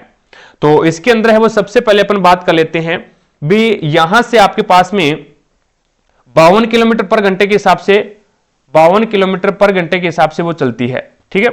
और उसके बाद में इसने बोला भी दुगनी दूरी, तो इनका एलसीएम ले लो। भी 52 और 39 का एलसीएम आपके पास में कितना आ जाएगा? भी 52 और 39 का एलसीएम है वो आपके पास में कितना आ जाएगा? तो दोनों का जो एलसीएम आएगा वो आपके पास में एक प्रकार से 156 आ जाएगा भी, ठीक है। 156 किलोमीटर मैंने पहले मान लिया 156 किलोमीटर पर 156 किलोमीटर की दूरी है पहली कंडीशन में, तो वो 52 किलोमीटर के हिसाब से कवर करेगी, तो कितनी घंटा लगेगी भी इसको? तो 3 घंटा लगेगी। अब ये बोलता है भी दूसरी कंडीशन के अंदर है वो 39 किलोमीटर पर घंटे के हिसाब से उसकी दुगनी दूरी तय करती है, तो 156 इंटू 2 अपॉन में आपके पास में 39, तो यहां से आप इसको सोल्व आउट करोगे तो ये आप 13 से कट कर दोगे, 13 3 39 और ये आ जाएगा आपके पास में 12 बार कैंसिल, और 3 से ये आपका 4 बार कैंसिल हो जाएगा, 4 2 8, तो आपके पास में यहां पे 8 घंटे लगेंगे भी उसको, यहां पे 8 घंटे लगेंगे। अब इसमें क्या है भी, ये तो जाने जाने का टाइम है भी 156 किलोमीटर, और उसके बाद में फिर उसने क्या है उसकी दुगनी दूरी तय की, तो जाने जाने में उसका समय कितना लग गया? 8 प्लस में 3 बराबर में 11 घंटे लग गया टोटल। अब आने में भी समय लिया उसने, अब आने में समय लिया वो आपको पता नहीं है, और नया ही उसकी चाल पता है, लेकिन औसत चाल पता है, औसत चाल पता है, तो औसत चाल के अंदर वो उसने टोटल दूरी तय की है, औसत चाल में उसने क्या है टोटल दूरी तय की है, तो टोटल दूरी है वो कितनी होगी भी? पहली कंडीशन में उसने 156 किलोमीटर दूरी तय की, दूसरी कंडीशन के अंदर है वो उसने कितनी दूरी तय की? तो ये आपके पास में दूसरी कंडीशन में 156 का दुगना 312, तो ये तो है एक साइड की दूरी, पहली कंडीशन में 156, दूसरी कंडीशन में 156 का दुगना, और उसके बाद में ये हो जाएगा आपके पास में 8 और 6 और 4 468, यानी 468 किलोमीटर तो एक साइड की दूरी है, और जाने और आने में पूरी उसकी औसत चाल है वो 56 किलोमीटर है, तो यहां पे टोटल दूरी कितनी हो जाएगी? तो इसका दुगना कर दो भी, और 56 किलोमीटर पर घंटे के हिसाब से जा रहा है, तो यहां पे उसका भाग लगा दो, आपके पास में टोटल समय आ जाएगा जाने और आने के अंदर उसने कितना समय लिया, और जाने का समय आपके पास में है ही, तो आने का समय आपके पास में कितना बचेगा? उस समय का आपको आने की जो दूरी है उसमें भाग लगा दो भी, तो यहां से आपके पास में समय कितना बनेगा ये? तो ये लगभग 16.71 के करीब बनाएगा, 16.71 घंटे के करीब बना जाएगा। ये आपके पास में टोटल समय लग गया, यानी जाने और आने में औसत चाल में। अब यहां पे शेष समय कितना है? शेष समय, तो शेष समय अब आपके पास में 16.7 माइनस में 11, तो आपके पास में कितना बनेगा भी ये? तो ये आपके पास में बच जाएगा 5.71 बन जाएगा भी, ठीक है।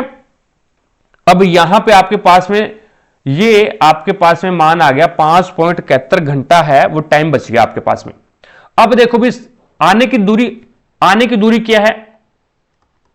आने की दूरी है वो जाने की दूरी और आने की दूरी बराबर है, तो 468 और 468 के अंदर है वो आप भाग लगाओगे 5.71 का, ये इतने घंटे बचे आपके पास। दूरी बटा समय बराबर क्या होता है? चाल, तो आपके पास में जो चाल आएगी वो 81.96 आ जाएगी, लगभग 81.96, यानी राइट आंसर कौन सा हो जाएगा? ये 2 नंबर ऑप्शन हो जाएगा अभी। आगे देखो भी नेक्स्ट आपके सामने है, इसके अंदर आपको बताना है भी विवादों को सुलझाने के अलावा भारत में न्याय पंचायतों के पास क्या शक्तियां होती है भी, और कौन सी शक्तियां होती है भी? तो आपका राइट आंसर कौन सा हो जाएगा? अपराधियों पर जुर्माना लगाना भी, अपराधियों पर जुर्माना लगाना, यानी 3 नंबर जो ऑप्शन है वो आपका बिल्कुल राइट आंसर हो जाएगा भी। साथ साथ में क्लास को लाइक करते रहे भी, शेयर करते रहे, चैनल पर नए हैं तो चैनल को सब्सक्राइब कर लें भी, ठीक है। पास में लगे बेल आइकन को जरूर दबा लें, ताकि अपन जैसे ही नेक्स्ट वीडियो लेके आए तो उसका नोटिफिकेशन सबसे पहले आपके पास पहुंचे और आप तुरंत उसका लाभ उठा सको। अब इसमें देखो भी भारतीय प्रतिभूति और विनिमय बोर्ड यानी सेबी द्वारा सोशल स्टॉक एक्सचेंज में जीरो कूपन जीरो प्रिंसिपल के लिए न्यूनतम निवेश 10,000 से घटा करके कितना कर दिया भी? 1000 कर दिया, 10,000 से घटा करके 1000 कर दिया। राइट आंसर होगा आपका 1 नंबर ऑप्शन। अब इसमें माध्यिका ज्ञात करनी है। सबसे पहले आंकड़ों को आरोही क्रम में सेट करो, आरोही क्रम होता है सबसे पहले, तो आरोही क्रम छोटे से बड़ा, तो पहले आएगा 24, फिर आ जाएगा आपके पास में 26, और फिर आएगा आपके पास में 38, उसके बाद में आपके पास में क्या आ जाएगा? 39 आ जाएगा, और 39 के बाद में 43, 43 के बाद में 49, 49 के बाद में आपका आ जाएगा 60, 60 के बाद में 61 आ जाएगा भी, और 62, 72 और 72, और फिर आपके पास में 95, तो ये संख्याएं हैं। अब इसमें 20 का मान ज्ञात करना है, तो ये टोटल आपके पास में 11 संख्याएं हैं, 11 संख्याएं हैं, तो 5 संख्याएं आपकी इधर रहेगी और 5 संख्याएं इधर। 20 का मान है वो आपके पास में कितना आ गया? 49। राइट आंसर कौन सा हो जाएगी आपका? 4 नंबर ऑप्शन हो जाएगा अभी। आगे देखो भी नेक्स्ट आपके सामने है, इसके अंदर आपको बताना भी किस भारतीय संविधान संशोधन अधिनियम ने मौलिक अधिकारों को 7 से घटाकर के 6 कर दिया था। 7वां मौलिक अधिकार संपत्ति का अधिकार था, जिसे घटाकर के 44वां संविधान संशोधन 1978 के अंदर है, वो उसे कितने कर दिए थे भी? 6 कर दिए थे भी। राइट आंसर कौन सा हो जाएगा? ये 3 नंबर ऑप्शन हो जाएगा अभी। ठीक है, 42वां संविधान संशोधन है ना, इससे क्या बोलते हैं भी? तो इससे लघु संविधान बोलते हैं भी, मिनी संविधान बोला जाता है इससे लघु संविधान कहा जाता है। चीजें समझ में आ गई। अब देखो भी आगे इसके अंदर आपको क्या है, चिन्ह को चेंज करना है। जिस प्रकार से 109 है, 109 भाग को क्या कर रहा है? ये भाग का अर्थ है जोड़ना, छंतर मल्टीप्लाई का अर्थ क्या है? तो गुणा का अर्थ है भाग, 4 माइनस का अर्थ क्या है? गुणा 5 और प्लस का अर्थ है -18। अब देखो भी ये आ जाए आपके पास 109 प्लस में 19 चौका 76 और 19 5 95 भी। पहले मैंने भाग दिया, 19 चौका 76 19 बार कट हो गया, फिर 19 5 95 और माइनस में आपके पास में 18। तो ये आपके पास है 9 और 5 14 और 9 और 1 10 और ये 204, माइनस में आप 18 करोगे तो 14 में से 8 गया 6 और इधर आपके पास में 9 में से 1 गया 8 और ये आ जाए आपके पास कितना? 286। राइट आंसर कौन सा हो जाएगा? ये आपका 186। कितना बनेगा अभी? 186 बनेगा अभी, 186। तो 4 नंबर जो ऑप्शन है वो आपका सही हो जाएगा अभी। आगे देखो भी नेक्स्ट आपके सामने है, इसके अंदर है वो आपको ज्ञात करना है भी 6 सेंटीमीटर व्यास और 56 सेंटीमीटर लंबाई वाले एक तार का आयतन ज्ञात करना है। अब इस क्वेश्चन के अंदर थोड़ा सा आपको करेक्शन करना पड़ेगा, क्योंकि दोनों के अंदर इसमें सेंटीमीटर दे रखा है। ठीक है, अगर दोनों के अंदर सेंटीमीटर दे रखा है तो यहां पे व्यास आपके पास में क्या है? 6 है, तो आर कितनी हो जाएगी? तो सर जी 3 हो जाएगी, आधी हो जाएगी, मान रख दो। बेलन का आयतन क्या होता है? पाई आर स्क्वायर एच होता है बस। तो पाई का मान है 22/7 इंटू आर का मान कितना है? 3 इंटू 3 और यहां पे एच का मान कितना है? 56 है। 7 एकम 7, 7 8 56 और ये हो जाएगा 8 2 16, 8 2 16 और 1 17 इंटू 9। तो यहां से आपके पास में ये मान बन जाएगा 9 6 54 5 और 9 7 63, 63 और 5 कितने हो जाएंगे? 68 6 और 9 एकम 9 और 6 कितने हो जाएंगे? 15। तो ये आपके पास है 1584 आएगा। लेकिन इसके अंदर है ना, क्वेश्चन के अंदर थोड़ा सा करेक्शन ये करना पड़ेगा आपको भी। यहां पे जो आपको इसने ये जो 56 सेंटीमीटर दे रखा है ना, इसको आप मीटर में चेंज कर लो भी, इसको आप मीटर में चेंज कर लो तो आपके पास में मान क्या आ जाएगा? ये कौन सा आ जाएगा? पहला ही ऑप्शन हो जाएगा भाई। इसको थोड़ा सा आप करेक्शन करके यहां पे मीटर कर लो आप। ठीक है, तो मीटर करोगे तो इसको फिर सेंटीमीटर में चेंज करोगे, क्योंकि मीटर में है, सेंटीमीटर में चेंज करोगे तो आपको पता है भी 1 सेंटीमीटर बराबर कितना होता है? 1 सेंटीमीटर नहीं, 1 मीटर बराबर 1 मीटर बराबर है वो 100 सेंटीमीटर होता है भी। तभी यहां पे क्या आ जाएगा? फिर 5600 सेंटीमीटर हो जाएगा। फिर ये आपके पास 56 मीटर है, इसको आप चेंज करोगे तो 5600 सेंटीमीटर हो जाएगा। तभी आपके पास में डबल जीरो लग जाएगा, कोई दिक्कत ही नहीं है। आगे देखो भी नेक्स्ट आपके सामने है।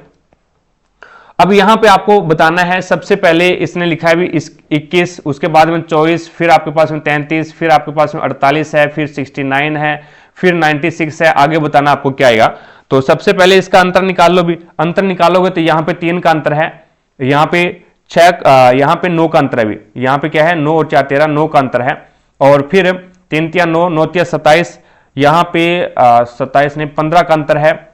यहां पे आपके पास में 21 का अंतर है, यहां पे आपके पास में 27 का अंतर है। कहने का मतलब 6 का अंतर चल रहा है। अंतर का जो अंतर है ना, वो दोनों में सेम चल रहा है। यहां पे कितना आ जाएगा अभी? 33, यहां पे 33 जोड़ेगा, 6 9 9 3 12 129 आ जाएगा। राइट आंसर कौन सा हो जाएगा? आपका पहला ही ऑप्शन हो जाएगा अभी।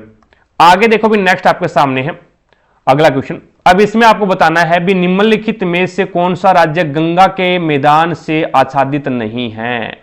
तो आपका जो पंजाब है ना, पंजाब है, ये पंजाब है वो आपका किससे संबंधित नहीं है भी? गंगा के मैदान से संबंधित नहीं है भी, गंगा के मैदान से आच्छादित नहीं है। बाकी जो हरियाणा है, पश्चिमी बंगाल है, बिहार है, ये सारे के सारे आ जाएंगे इसमें। आगे देखो भी 4 है, 10 है, 22 है, फिर 46 है, फिर 94 है, फिर 190। अब देखो भी इन दोनों के बीच में अंतर देख लो आप। अंतर देखोगे तो यहां पे 6 का अंतर चल रहा है, यहां पे 22 का अंतर चल रहा है, सॉरी 12 का अंतर चल रहा है, और यहां पे 24 का अंतर चल रहा है, यहां पे 48 का अंतर चल रहा है, यहां पे 96 का अंतर चल रहा है, और यहां पे फिर 96 का दुगुना कितना का, इन 6 का दुगुना 12, 12 का दुगुना 24, 24 का दुगुना 48, 48 का दुगुना 96, 96 का दुगुना चलेगा तो ये आपके पास में 12 और 18 192, तो यहां पे कितना हो जाएगा फिर 2 और 9 9 18 और ये आ जाएगा 382। राइट आंसर कौन सा हो जाएगा आपका 2 नंबर ऑप्शन हो जाएगा। अभी आगे देखो भी नेक्स्ट आपके सामने है, इसके अंदर है वो आपको बताना है भी एक घन है और उनकी चारों दीवारों का क्षेत्रफल आपको ज्ञात करना है। तो जिनकी कोर की लंबाई है वो एक किनारे की जो लंबाई दे रखी है वो आपको ये दे रखी है।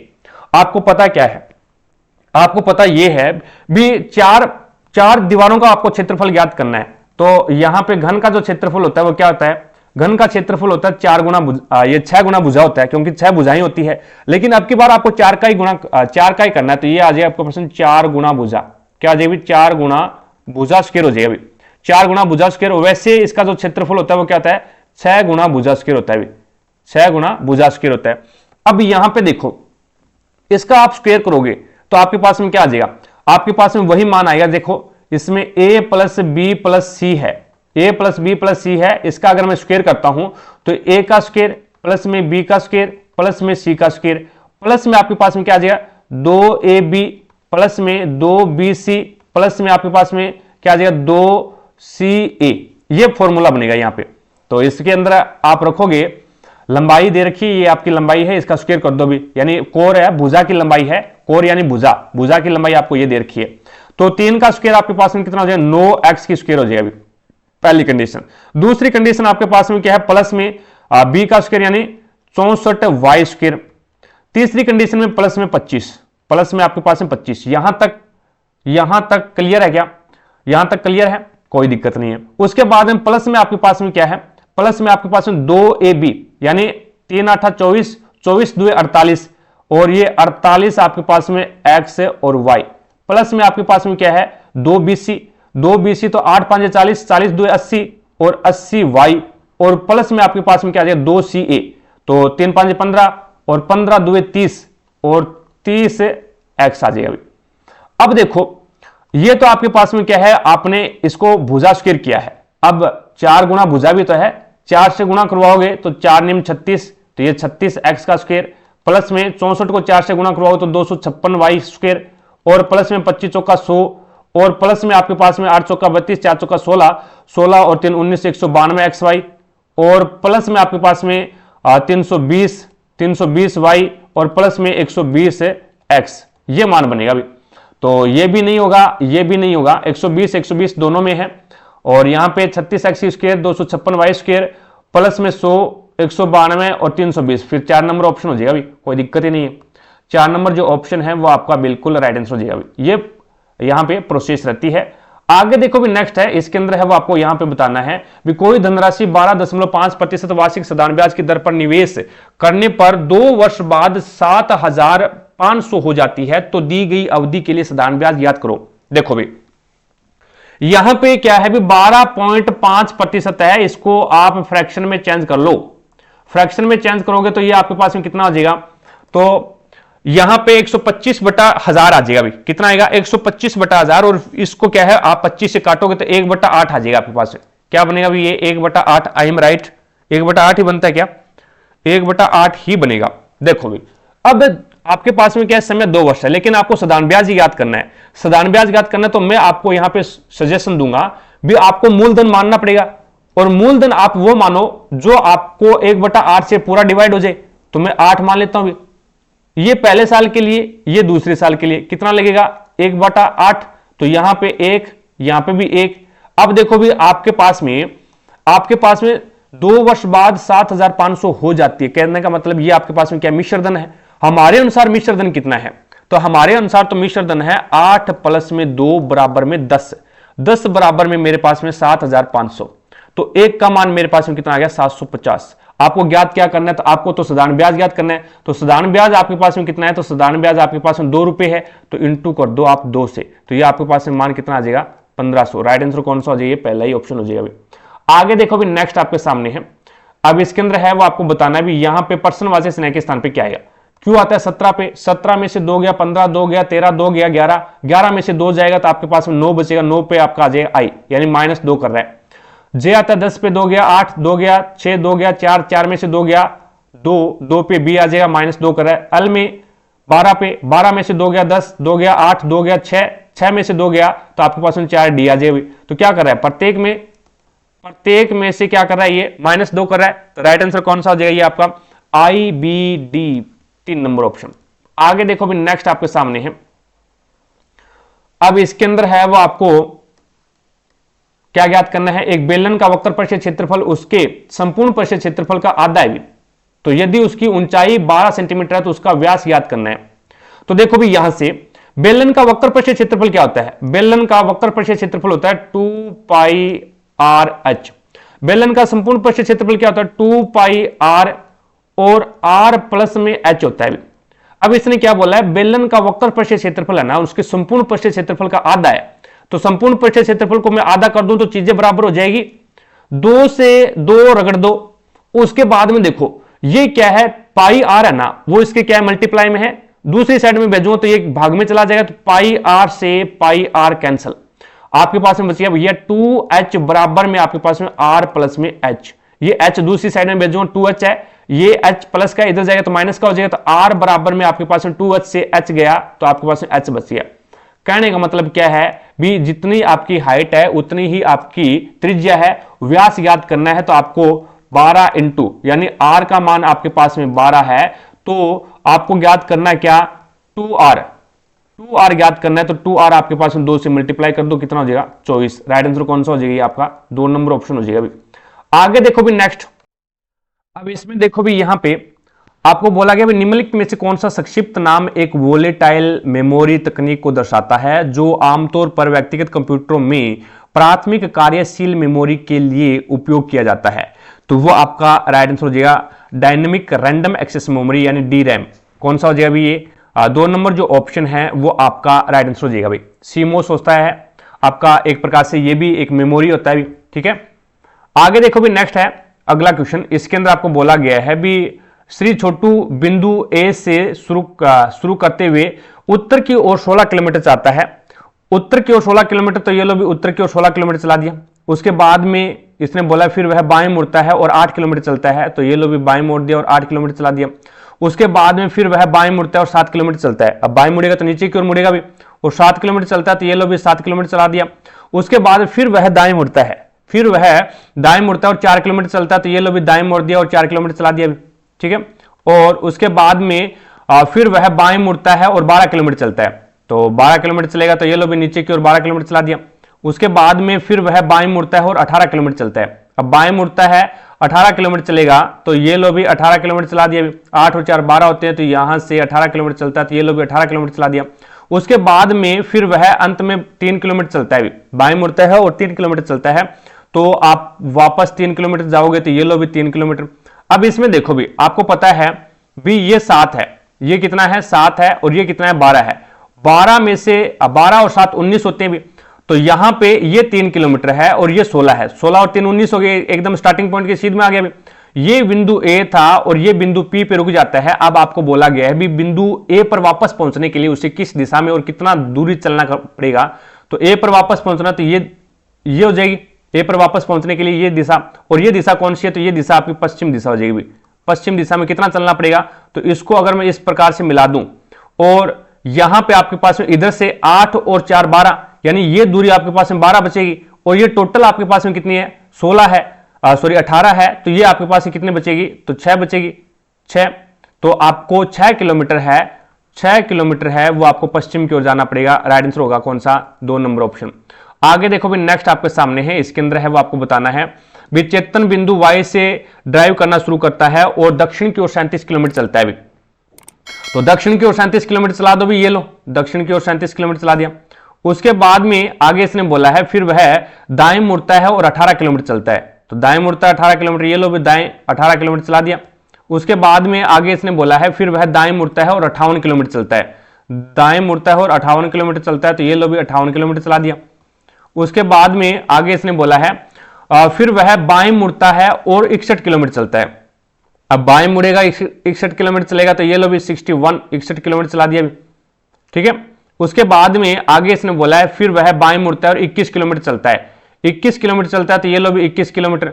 अब आपको ये पता होना चाहिए कि 37 और 21 कितने होते हैं? 58 ही होते हैं। 37 और 21 है वो 58 है, तो इसका मतलब ये स्टार्टिंग पॉइंट के एकदम सीध में आ जाएगा अभी। उसके बाद में Z बिंदु के ऊपर वो रुक जाता है और शुरू किया था Y बिंदु से। अब ये बोलता है भी Z पे आपको वापस पहुंचना है, सॉरी Y पे आपको वापस पहुंचना है। वापस पहुंचना है तो आपको इस दिशा में जाना पड़ेगा, और ये दिशा कौन सी है? तो ये दिशा है आपकी पूर्व दिशा। कौन सी? अभी पूर्व दिशा, पहली बात। दूसरी बात ये है भी कितना चलना पड़ेगा? तो ये 18 है और ये 61 है, तो 18 और 61 18, ये तो 18 है और ये आपके पास में 61 है, तो कितना चलना पड़ेगा? तो 61 प्लस में 18, तो यहां से आपके पास में 9 और ये 7 79 किलोमीटर पूर्व की ओर जाना पड़ेगा। राइट आंसर होगा आपका 4 नंबर ऑप्शन। आगे देखो भी नेक्स्ट आपके सामने है, इसके अंदर है वो आपको बताना भी निम्नलिखित में से कौन सी नदी तंत्र हिमालय क्षेत्र में महाखंड बनाने के लिए जानी जाती है? हिमालय क्षेत्र में महाखंड बनाने के लिए जानी जाती है तो वह है अपनी ब्रह्मपुत्र नदी। ब्रह्मपुत्र नदी राइट आंसर कौन सा हो जाएगा? ये आपका 2 नंबर ऑप्शन हो जाएगा अभी। आगे देखो भी नेक्स्ट आपके पास में, इसमें आपको बोला गया भी साम्यावस्था CH3COOH एसिटिक कमल अभी, और फिर ये बोलता है CH3COOH में H वापस जोड़ दिया जाए, H है वो वापस जोड़ दिया जाए तो H आयन जोड़ने पर क्या होता है? तो साम्यावस्था बाईं ओर स्थानांतरित हो जाएगी भी। साम्यावस्था है वो क्या है? बाईं ओर है वो स्थानांतरित हो जाएगी, तो इसमें 2 नंबर जो ऑप्शन है वो आपका बिल्कुल राइट आंसर हो जाएगा। आगे देखो भी नेक्स्ट है, इसके अंदर आपको बताना भी 39 घंटे 17 दिन का अनुपात बताना है। इसको घंटे में बना लो भी, ये तो 39 घंटे हैं और 17 दिन है, 17 दिन है, इसको घंटे में बनाएंगे तो मैं कितने से मल्टीप्लाई कर दूं?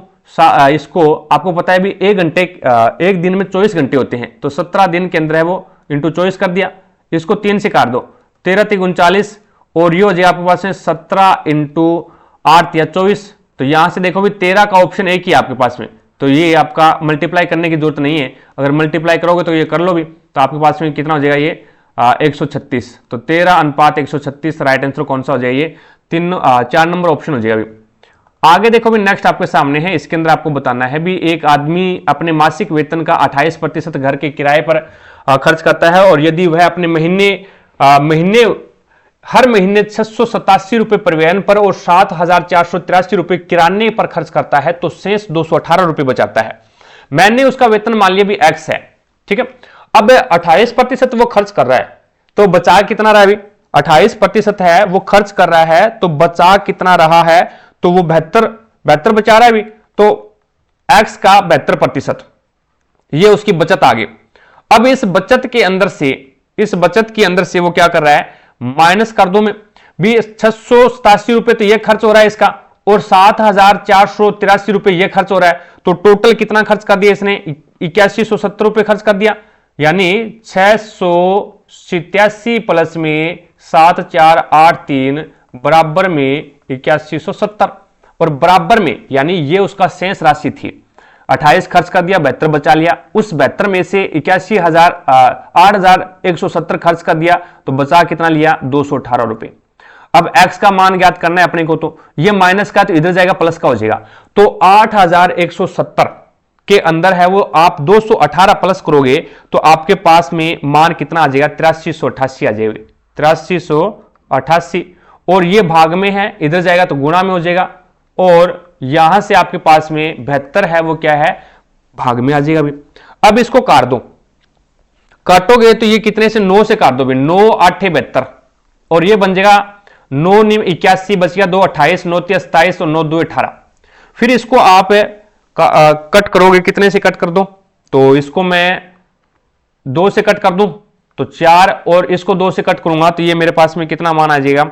2 से कट करूंगा तो 2 से कट करूंगा तो 2 2 4, आई एम राइट, नहीं 2 चौके 8, ये हो जाएगा आपके पास में 2 चौके 8, तो यहां से आपके पास में 2 चौके 8, तो यह आ जाएगा आपके पास में 4 बार, और फिर आपके पास में बच गया 1 13, 2 6 12 बच गया, 1 2 6 12, तो ये कट हो गया अभी आपका 2 से 4, और ये आपका 25 बार कैंसिल हो गया अभी, तो ये आपके पास में आ गया 466 इंटू 25, तो मान कितना आ गया? 25 छिक्के 150 15, और 25 छिक्के 150, 150 और 15 लगभग है वो, आप इसको मल्टीप्लाई करोगे तो ये 11,650 आ जाएगा, 11,650 राइट आंसर कौन सा हो जाएगा? 3 नंबर ऑप्शन हो जाएगा अभी। आगे देखो भी नेक्स्ट है, अग्नाशय की दीपिका कोशिकाएं में कौन सी कोशिका प्रकार उस हार्मोन को स्त्राव करती है जो मुख्य रूप से रक्त शर्करा के स्तर को वृद्धि करता है, रक्त शर्करा के स्तर को वृद्धि करता है। तो इसमें आपका राइट आंसर कौन सा हो जाएगा अभी, ये अल्फा कोशिकाएं हो जाएगी, अल्फा कोशिकाएं हैं ये, यानी 2 नंबर जो ऑप्शन है वो आपका बिल्कुल राइट आंसर हो जाएगा। अग्नाशय की जो अल्फा कोशिकाएं है ना, ये इंसुलिन हार्मोन को स्रावित करती है जो मुख्य रूप से शर्करा के स्तर को शर्करा के स्तर में वृद्धि करती है, ठीक है, कमी करती है, वो इंसुलिन हार्मोन है वो कंट्रोल करता है इस चीज को। आगे देखो भी नेक्स्ट आपके सामने है, इसके अंदर आपको बताना है भी प्रभात, दिनेश, युग, मोनू, साक्षी, अमित और शिप्रा एक गोल मेज के प्रीत केंद्र की ओर मुख करके बैठे भी। तो यहाँ पे टोटल आपके पास में कैंडिडेट है कितने, काउंट कर लो, एक, ये हो जाएगा आपके पास में कितना भी, तो यहां से आपके पास में ये बन जाएगा कितना, 1 2 3 4 5 6 और 7 है, तो 7 की शीट बना लो भी पहले, ये लो भी 7 की शीट बना ले, सभी का मुख सेंटर की ओर है। आगे इसने बोला है भी युग अमित के बाएं दूसरे स्थान पर बैठा है भी, अमित है ना, युग है ना वो अमित के बाएं, ए से अमित और अमित के बाएं दूसरे स्थान पर पहला और दूसरा, वाई से युग यहां पे आ जाएगा भी। आगे इसने बोला भी प्रभात है वो अमित के, प्रभात है वो अमित के दाएं तीसरा बैठा भी, तो पहला, दूसरा और तीसरा, पीछे प्रभात यहां पे आ जाएगा, दाएं दूसरा है, तीसरा है। उसके बाद मोनू है ना वो दिनेश के दाएं ठीक पड़ोस में बैठा है। अब दाएं ठीक पड़ोस में बैठने की तो सीटें एक ही बची है और मोनू दिनेश के दाएं बैठा है, तो दिनेश को मैं यहां पे बैठा दूंगा तो मोनू आपका यहां पे आ जाएगा। आगे इसने बोला भी शिप्रा है ना वो प्रभात के निकट पड़ोसी नहीं है, तो शिप्रा आपकी यहां पे आ जाएगी। बच गया एक कौन सा, ये आपका दिनेश के पूछा दिनेश के बाएं दूसरा कौन सा है, तो दिनेश का बायां ये होगा, पहला और दूसरा कौन है, ये शिप्रा है। राइट आंसर कौन सा हो जाएगा आपका, 1 नंबर ऑप्शन हो जाएगा अभी। एक आपकी साक्षी बच गई ना, तो साक्षी यहां पे आ जाएगी, साक्षी है वो आपकी यहां पे आ जाएगी, तो राइट आंसर होगा आपका कौन सा, पहला ही ऑप्शन। आगे देखो भी नेक्स्ट है, अब इसको आपको बताना भी यहां पे इन दोनों में जो लॉजिक लगेगा वही इन दोनों में लॉजिक लगना चाहिए भी, इन दोनों के अंदर है वो समान लॉजिक लगना चाहिए। तो यहां पे मैं 2 नंबर ऑप्शन उठाता हूं, हैज की जगह रखूंगा DNU और इसको लिख रहा है ये EPV, और यहां से इसने लिखा है RPS, RF और S, इसको क्या लिख रहा है ये, इसको लिखेगा SHT। तो दोनों में देखो क्या लॉजिक लग रहा है, ये जो 4 और 1 5 और 14 और 2 16 और 21 और 1 22, 18 और 1 19, 6 और 2 8 और 19 और 1 20, देख लो भी +1 +2 +1, दोनों में सेम लॉजिक। राइट आंसर होगा कौन सा, 2 नंबर ऑप्शन। आगे देखो भी नेक्स्ट है, इसमें आपको बोला गया है भी गुप्त अभिलेखों में तालाबों या फिर पोखरों के लिए निम्नलिखित में से किस शब्द का प्रयोग किया गया था, तो आपका राइट आंसर हो जाएगा तड़ाग, तड़ाग शब्द का प्रयोग किया गया था। राइट आंसर होगा कौन सा, 2 नंबर ऑप्शन। आगे देखो भी वह सबसे बड़ी संख्या जिससे 48 और 46 को विभाजित करने पर शेषफल क्रमशः 9 और 7 बचता है, तो ज्ञात कीजिए वो संख्या क्या है। देखो भी अगर मैं ये मान लूं भी 48 है और ये मेरे पास में 46 है, इसमें अगर 48 को विभाजित करता हूं तो 9 शेषफल बचता है और 46 को विभाजित करता हूं तो 7 शेषफल बचता है। अब इसमें से अगर मैं 9 माइनस कर दूं तो मेरे पास में 39 आ जाएगा, और इसमें से मैं 7 माइनस कर दूं तो मेरे पास में 39 आ जाएगा। तो इसका मतलब ये संख्याएं हैं वो उस संख्या से पूरी पूरी डिवाइड होनी चाहिए भी, मैंने जो रिमाइंडर बच रहा था वो तो मैंने माइनस कर दिया, अब ये संख्याएं पूरी पूरी डिवाइड होनी चाहिए। तो ये आपका 46 से भी पूरी पूरी डिवाइड नहीं होगी, 46 से 39 डिवाइड नहीं होगा, और 47 से भी नहीं और 43 से भी नहीं, एक ही संख्या कौन सी, 39, तो 39 से 39 पूरी तरह से डिवाइड हो जाएगी, तो राइट आंसर कौन सा हो जाएगा, 1 नंबर ऑप्शन। आगे देखो भी नेक्स्ट है, आपको बताना है भी कौन सी भू आकृति संरचना शिवालिक के समांतर स्थित है और लगभग 8 से 16 किलोमीटर चौड़ी है भी, तो आपका भाबर हो जाएगा, कौन सा हो जाएगा, भाबर है वो आपका राइट आंसर हो जाएगा। राइट आंसर कौन सा हो जाएगा, 3 नंबर ऑप्शन हो जाएगा। दोआब, दो नदियों के बीच, दो नदियों के बीच का जो भाग होता है ना वो दोआब कहलाता है, ठीक है। और उसके बाद में डेल्टा क्या होता है, डेल्टा एक प्रकार से ये बोल सकते हैं भी नदी का एक प्रकार से अलग अलग भागों में नदी है, जिस प्रकार से ये नदी आ रही है, ठीक है, ये नदी आ रही है और ये अलग अलग भागों में इस प्रकार से डिवाइड हो जाए, अलग अलग भागों के अंदर वो डिवाइड हो जाए, वो उसकी क्या कहलाता है, डेल्टा कहलाता है। तराई प्रदेश है वो एक प्रकार से ये बोल सकते हैं अपन, आर्द्र जो भूमि होती है वो एक प्रकार से तराई प्रदेश आ जाता है। और खाद्र और बांगर है ना वो चीजें अलग है, खाद्र होता है नवीन जलोढ़ और बांगर होता है आपका पुराना जलोढ़। आगे देखो भी नेक्स्ट आपके सामने है, इसके अंदर आपको बताना है भी अमित ने समान धनराशि को साधारण ब्याज और चक्रवृद्धि ब्याज जो वार्षिक रूप से संयोजित है भी, ठीक है, और उसके ऊपर है वो रखा है। अब यहां पे पर निवेश किया था, दोनों धनराशियों के लिए निवेश की अवधि 2 वर्ष तथा दोनों धनराशियों के लिए समान वार्षिक दर 4% थी, तो उनमें से प्राप्त हुए ब्याज में 44 का अंतर है, 44 रुपए का अंतर है, तो निवेश की गई धनराशि बताओ भी, प्रत्येक धनराशि बताना है, समान है। 4% है, इसको मैं फ्रैक्शन में चेंज करूंगा 4% को, तो क्या लिख सकता हूं 1/25। अब देखो भी समय मेरे पास में क्या है 2 वर्ष है, तो स्क्वायर कर दो, बहुत बार बताया मैंने, 1 का स्क्वायर 1 होता है, 25 का स्क्वायर 625 होता है, ये मूलधन होता है भी, और ये आपका अंतर होता है भी, ये आपका क्या है अंतर है। 1 का मान आपको कितना दे रखा है 44, तो यहां पे 625 का मान ज्ञात करना आपको, तो ये हो जाएगा आपके पास 625 से मल्टीप्लाई करवा दो भी, यानी 1 का मान 44 है, तो 625 इंटू 44, तो यह आपके पास में मान कितना आ जाएगा, तो इसके अंदर 27,500 आ जाएगा भाई, 27,500 है वो आपका राइट आंसर कौन सा हो जाएगा, 4 नंबर ऑप्शन हो जाएगा। आगे देखो भी नेक्स्ट आपके सामने है 19वें संशोधन द्वारा अधिनियम 1966 द्वारा निम्नलिखित में से 19वें संशोधन अधिनियम 1966 द्वारा निम्नलिखित में से किस प्रणाली को समाप्त कर दिया गया, तो ये चुनाव न्यायाधिकरण प्रणाली है, उसको समाप्त कर दिया गया, राइट आंसर होगा 4 नंबर ऑप्शन। आगे देखो भी नेक्स्ट आपके सामने है, यहां पे आपको बताना है भी सेंट्रल प्रोसेसिंग यूनिट यानी सीपीयू के आर्किटेक्चर में निम्नलिखित में से कौन सा कथन अर्थमेटिक लॉजिक यूनिट यानी एएलयू के कार्य और कंट्रोल यूनिट यानी सीयू के कार्य के बीच के अंतर को दर्शाता है, तो वो है एएलयू तो होता है वो गणना और तर्क संबंधी जो मल्टीप्लाई जो कार्य होते हैं, ठीक है, गणना और तर्क संबंधी कार्यों को संभालने का कार्य वो एएलयू करता है, अर्थमेटिक लॉजिक यूनिट, ठीक है, गणितीय जो संक्रियाएं होती है वो यही करता है। और सीयू होता है वो इंस्ट्रक्शन फॉलो करना, समन्वय का प्रबंधन करना, ये सारे के सारे है वो कौन सा इंस्ट्रक्शन फॉलो करना है, तो ये आपका सीयू यानी सेंट्रल कंट्रोल यूनिट के पास में होता है, तो राइट आंसर होगा आपका पहला ही ऑप्शन। आगे देखो भी 2025 में डीआरडीओ द्वारा DEWM के सेकंड प्रणाली का फील्ड प्रदर्शन कहां आयोजित किया गया था, तो ये आपका कुरनूल केंद्र किया गया था अभी, कुरनूल के अंदर, राइट आंसर होगा कौन सा 2 नंबर ऑप्शन। तो इस तरीके से हमने एक पेपर और कंप्लीट किया। आई होप आपको प्रत्येक क्वेश्चन समझ में आया होगा। अगर फिर भी कोई भी क्वेश्चन में आपको डाउट लगती है तो कमेंट सेक्शन में कमेंट करके जरूर बताएं, आपके डाउट को क्लियर किया जाएगा। चैनल पर नए हैं तो चैनल को सब्सक्राइब करें, पास में लगे बेल आइकन को जरूर दबाएं ताकि अपन जैसे ही नेक्स्ट वीडियो लेके आए तो उसका नोटिफिकेशन सबसे पहले आपके पास पहुंचे और आप तुरंत उसका लाभ उठा सको। रही बात पीडीएफ की, तो क्लासों की पीडीएफ और पूर्वी विषय के पेपर की पीडीएफ है वो आपको टारगेट हब एप्लीकेशन के ऊपर मिलेगा। एप्लीकेशन का लिंक मैंने आपको आई बटन पर दे रखा है, तो वहां से जाकर के आप एप्लीकेशन को डाउनलोड कीजिएगा और प्रत्येक क्लास की पीडीएफ और पूर्वी विषय के पेपर की पीडीएफ है वो आपको इसी एप्लीकेशन के माध्यम से मिलेगी। तो आज की क्लास में इतना ही, मिलेंगे अपन नेक्स्ट क्लास में, तब तक के लिए जय हिंद, जय भारत।